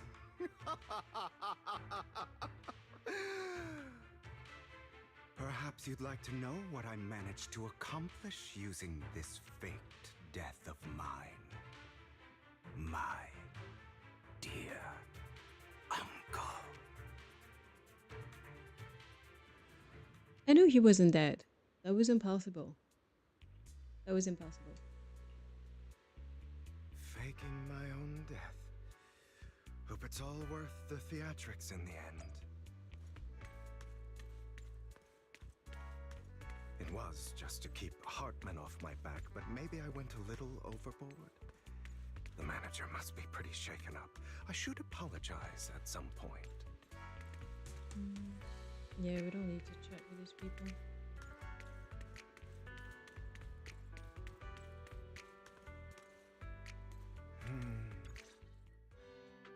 You're taking longer to rest than I expected. Lycon, you think too highly of my physical capabilities. Well, thank you for your cooperation. I must say, if nothing else, at least your acting skills have improved. Why do you look so angry? You should be happy. We pulled that off together with flawless teamwork and managed to fool everyone. Drop your foolish facade. I'm glad you still remember the code we set all those years ago. And thank you for ensuring your sleight of hand didn't deteriorate. Oh, right. I should also thank the blood bag hidden in my clothes and our other props. Do you remember when we last used this trick? It was probably ages ago. Sometimes I really don't understand you. Have you never thought about what the consequences would be if I didn't understand your code? If I decided against helping you? Or if I just couldn't control my strength properly? You'd understand it. Of course, if things really did go awry, I had alternative plans. You wouldn't be so arrogant as to think I'd bet everything on you, would you? You're insane. No, I'm flattered. So what exactly is the purpose behind all this? Surely after going to such great lengths to erase your own existence, you don't just plan to hide here and reminisce about the past with me. Don't try to brush this off. I've already helped you enact your plan. Tell me the truth. Don't get your tail in a twist. I have more plans that require your assistance, so naturally I would not hide anything from you. Simply put, as things stand, whether as Hugo Vlad or as Mockingbird, I am doomed to die. Seems you've made quite a few enemies. As a member of the Ravenlock family, I negotiated with Edmund and managed to obtain resources from Tops for my future plans. I also confirmed what attitude they held toward your master, the Mayflower family. Meanwhile, I used my identity in Mockingbird to strike a deal with Hartman and gather information on their collaboration with the remnants of the Exaltists. That's where I got my intel on what Bringer left. Oh, by the way, the crime declaration letter that your dear mayor received, that was also sent by yours truly. He's probably figured that out by now, right? Though I'm not sure if he told you. The mayor learned about the sacrifice attacks through his own means, but lacked an opportunity to take action. That warning letter was precisely what he needed. You aren't hopeless yet. How delightful. In short, I'm more well-informed than your lot because I get around, dealing with all these different important figures. But of course, it comes at a cost. It's only fair. After all, you can't hide the smoke from a wildfire. Rather than trying to carefully tame it and risk setting yourself alight, it's better to let it burn free. When I helped you put on your little act, killing you in front of everyone, you left the sacrifice core to Hartman. That was intentional too, then? Oh, yes. And it worked like a charm, didn't it? Now no one cares for me anymore, and all eyes are on Hartman. A perfect situation for keeping the Ravenlock family in check while dealing a cutting blow to the Exaltists behind them. Another crucial point is Vivian and Phaethon. I must sever any ties they have with me or Mockingbird. Although I feel bad for Phaethon about what happened, but it had to be done. That's the only way they would be safe, allowing the plan to continue. I noticed that you never turned your blade toward Master Proxy. So, those words you said back then were also... I will bloody my hands. I will carry the weight of my sins. I will become the Abyss. Obviously, it was all an act. My acting has always been impeccable, as you know. Hugo, you're taking such a tremendous risk. Why? Would you believe me if I said it's for justice? But unfortunately, it's not. I want revenge on the Ravenlock family. And I will make sure that despicable excuse for a human being, Hartman, suffers a slow, torturous end. Of course, I also promised Vivian that I would help her investigate the whole thing with the Exaltists. That's all. You don't look too good. Is it your wounds? No. This is the first problem I plan to resolve. Lycon, do you have a place that is sufficiently discreet, quiet, and can take a lot of damage? Icon leads Hugo to a small warehouse in Port Elpis. Hugo looks quite pleased with the place. After scanning the area for a moment, he sits down on a chair and pulls out some rope and ties himself up. What exactly are you doing? Don't look at me like that. If I didn't have to do this, I wouldn't. Hartman recently obtained a bizarre substance, most likely from those crazy Exaltists. After use, it allows control of the victim's mind.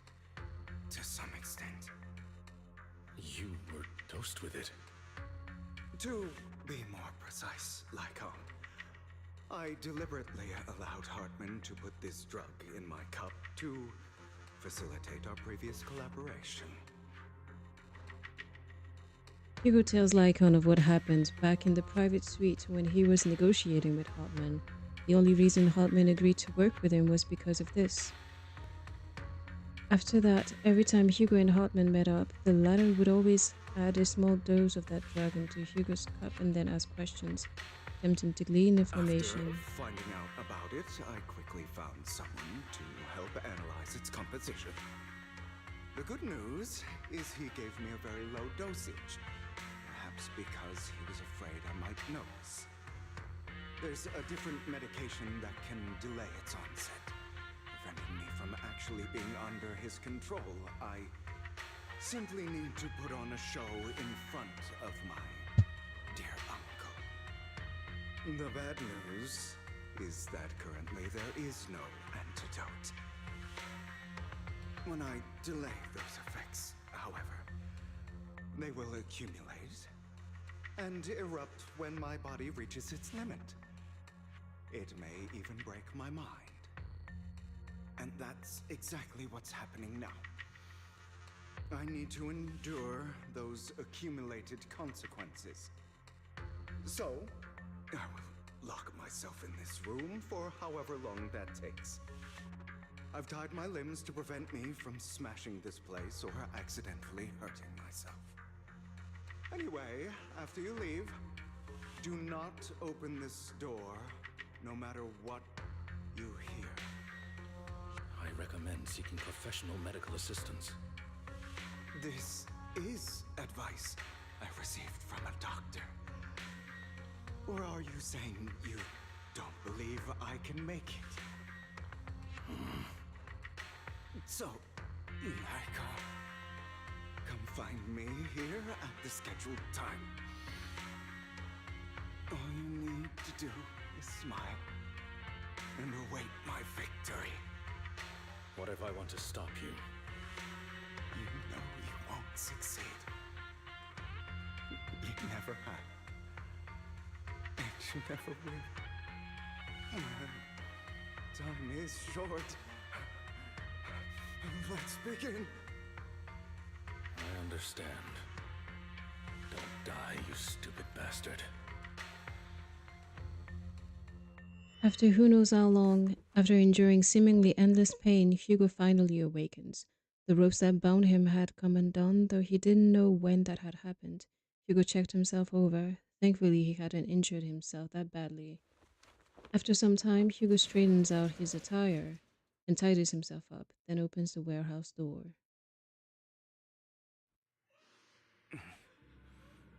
Is this because the side effects haven't worn off yet? Lycon's late. I'm surprised. Or is something wrong with time itself? Looks like someone's over there. Might as well go ask.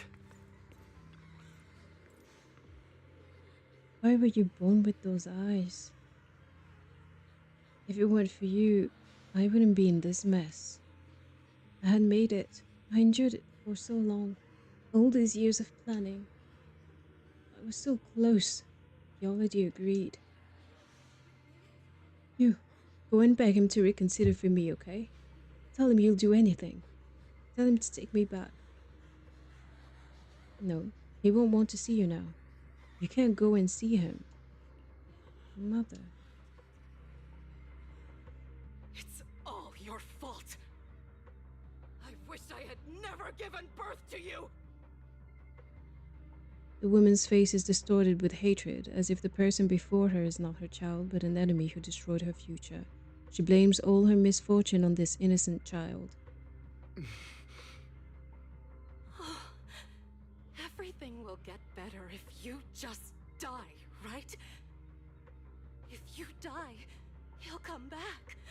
We'll have another, more perfect child. One who will inherit the Ravenlock family bloodline. Then I'll be able to escape this pain. So, Hugo, for the sake of Mommy's happiness, just die, okay? She raises her hand to reveal a pair of scissors, the tip gleaming with chilling light. She thrusts the sharp point toward Hugo's paler eye. Then she suddenly vanishes as if she had never existed at all. So, I wasn't awake yet after all. That's because you don't want to wake up again.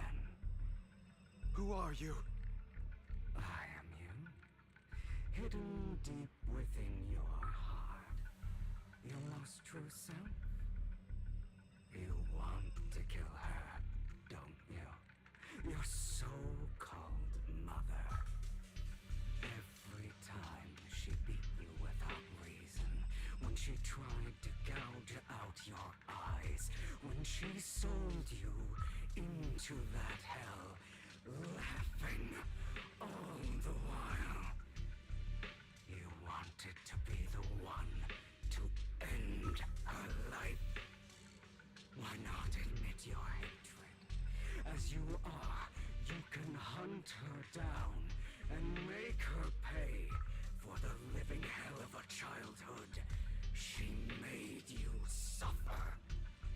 Yes, I hate her. I hate her because she was foolish and shallow, greedy and stupid. I hate her because she doesn't deserve to be a mother. She did everything she could to try and get into the Ravenlock family, believing she could live a life of luxury without having to do anything and never realizing she was a pawn, discarded from the very beginning. So she chose to blame me. Blame me for my heterochromia. Blame me for my very existence. But I won't kill her, because I know it won't change anything. She was incapable of loving me, just as she is incapable of loving herself. Have you been brainwashed by that dog? Keeping up the act of being some magnanimous and forgiving fool? Don't compare us. I've simply come to understand love or hate. I make my own choices, and they have nothing to do with anyone else. She sold you to the Ravenlock family for a huge sum of money. She used that money to start a new life without you. While she was indulging herself, you were going through hell in the Ravenlock Manor. Does it not torment you? Do you not feel the hatred? Do you not want to demand answers? Kill her. Only by killing her can you be truly free. For a long time, I thought the same way. But now, well, I want to make a different choice. Stop lying to yourself. You never had a choice. This weak-minded thinking will only lead you to failure. Like before, you'll be nothing but a worm, trampled into the dirt by those so-called elites. Do you still not get it? This is how the world is, and always has been. Hesitating will be the victim. If you don't grab your knife first, you'll end up being on the other end of the blade. If you want to change anything, you must first become the one who makes the rules. Just like that woman. The only reason she could treat us that way was because we were weak. So listen to me. Find that woman, kill her, and prove to this world your strength. It's what she deserves. deserves. Why forgive them? They don't deserve it. I'm not forgiving them. Or rather, I don't care about them. They don't even matter, at least not yet. You know, perhaps the person I hate the most, the one I truly cannot forgive, has never been someone else, but rather my weak, powerless past self who could do nothing but hide inside a closet and cry. I hate myself for having neither the strength nor the courage to resist. I hate myself for begging for so-called familial love, even after being treated so terribly. I hate that despite the pain of my wounds, I still hope to receive the carrot and not the stick. And that means you, correct? So, I forgive you. I forgive myself.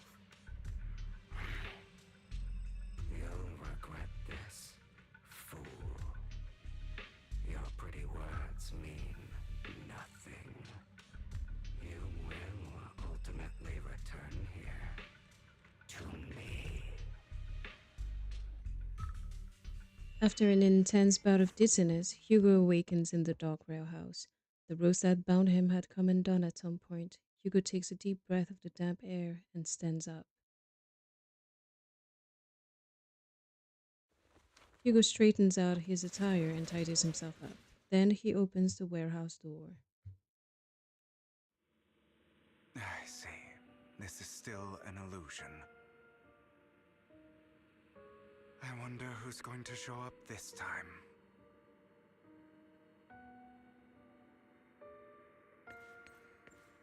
Brother! Hugo, let's play hide and seek!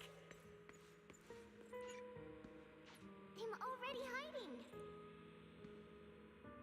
You'll find me, right? Like you always do! Serena. She would be in the lighthouse, right? Oh no, not even. She was there.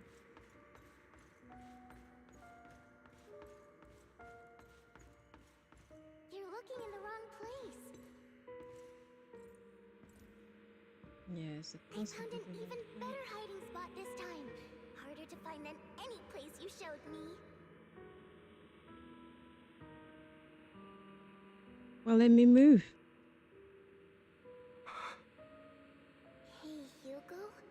Do you ever wonder why I had to die?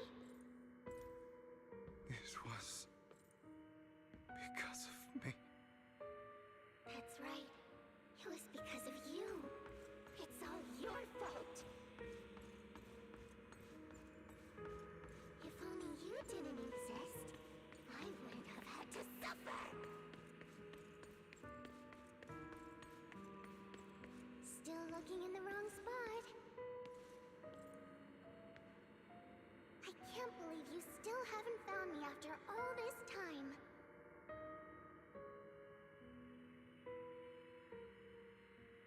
Have you forgotten about me?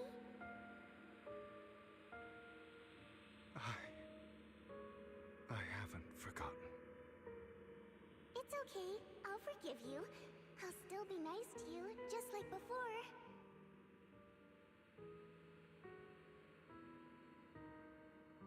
I was the only one who was ever nice to you, wasn't I? Yes. Then tell me, why do good people always suffer? Why is kindness always punished instead? Tell me, Hugo, why?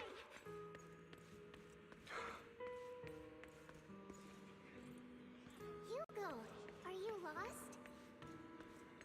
Go back the way you came. I left you a surprise there.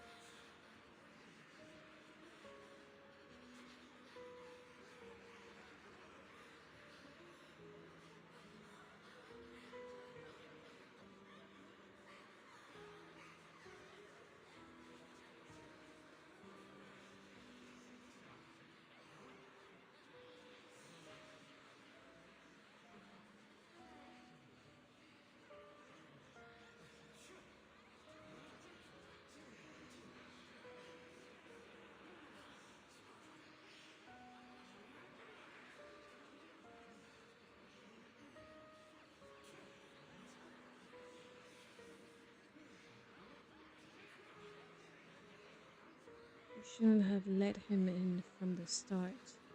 Filthy, lowly blood. Curses and insults encircle Hugo, piercing his skin like frozen knives. The mockery and rage form a wave that crashes through him, threatening to drown him. Then, as the cacophony reaches its peak, it goes silent. The air seems to congeal in the silence, deep and oppressive. It is as if time stood still, with only his rapid heartbeat echoing.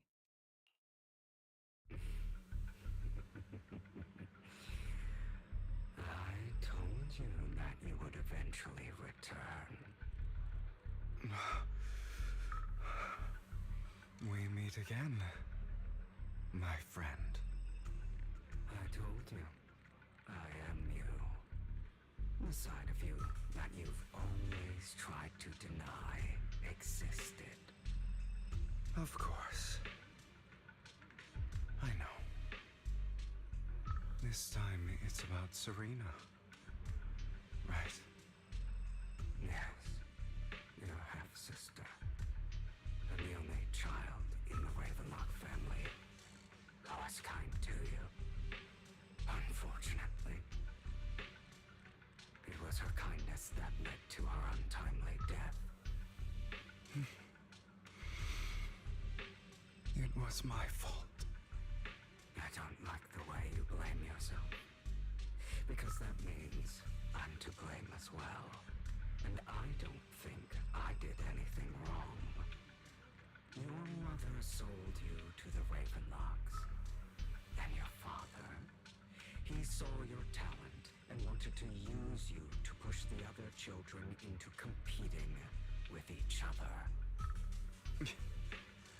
My brothers and sisters wanted to get rid of me from the moment they first saw me. In their eyes, you were no more than a slave. But Serena dared to treat you, a slave, as if you were human. And so, she was fated to die. They tried to kill me many times, but I was careful. And they did not succeed. So they killed Serena, who was weaker, an easier target, and pinned everything on you. Serena died in your place.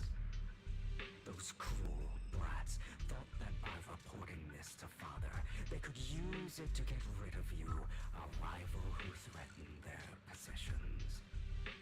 Yet, not only did Father not blame you for the incident, he praised you for it. In this world, only the ruthless, cruel, and merciless can stand at the top.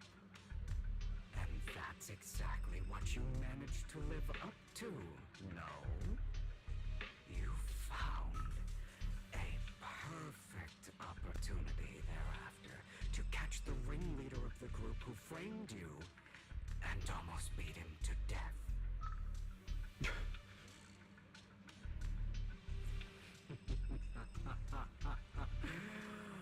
Oh, you should have seen the expression on your face back then. Oh, crazed and manic with utmost delight. I don't remember that. Seemingly unsatisfied with his answer, the inner demon transforms itself. Here you go again, trying to deny your desires.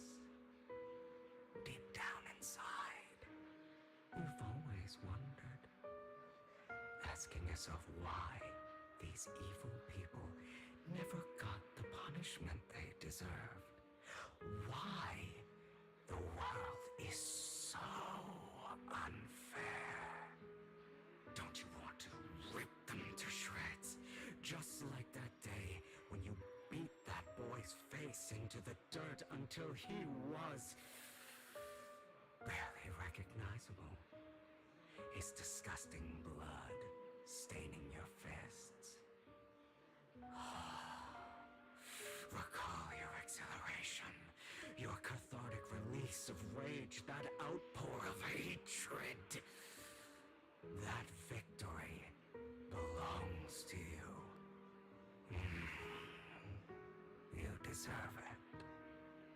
Those brothers and sisters of mine are all dead. I cannot take revenge against the long deceased.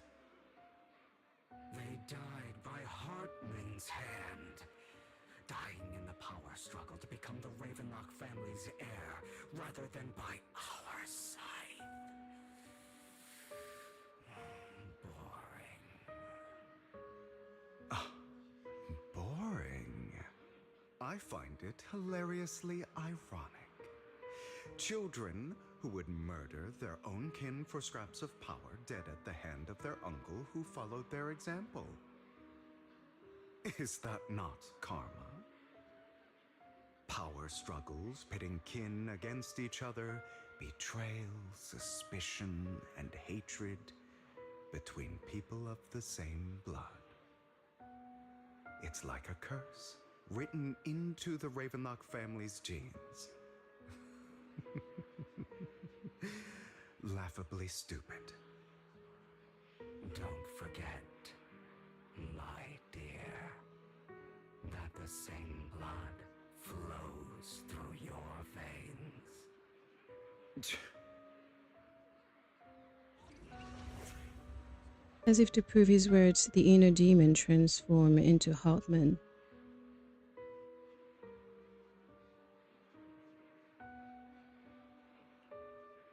That's right, my dear nephew. No matter how much you deny it, the blood of the Ravenlock family flows through your veins. Survival of the fittest. Only the strongest deserve to live. Only the strongest deserve to rule. This is the path of success that has led the Ravenlock family to victory countless times. A blessing and a curse etched into your flesh and blood. As long as you live, you'll never escape the mark of family. You are destined to one day become someone like me, like your father.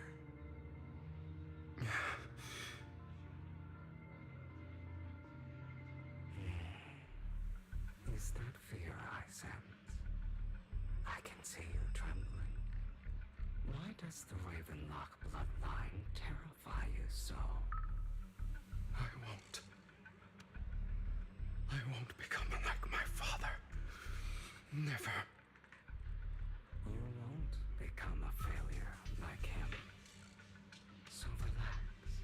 Our power eclipses him, and so does our ambition. So, do not deny your own desires. Do not resist your own ambition. This is the talent you are born with. The best gift fate has ever given you. Admit it. Deep within your heart lies a spark, yearning to ignite a raging inferno that will burn everything down. And I am that spark.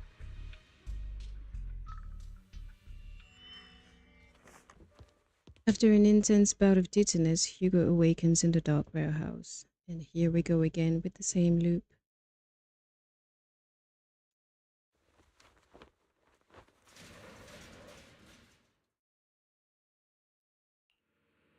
Lycon.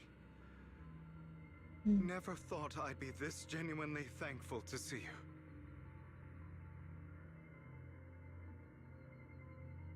Seeing you means this never-ending nightmare is finally over, right? No, the nightmare is clearly not over, but guess what? I have to bounce. So, sorry to stop it here, but I will have to pause.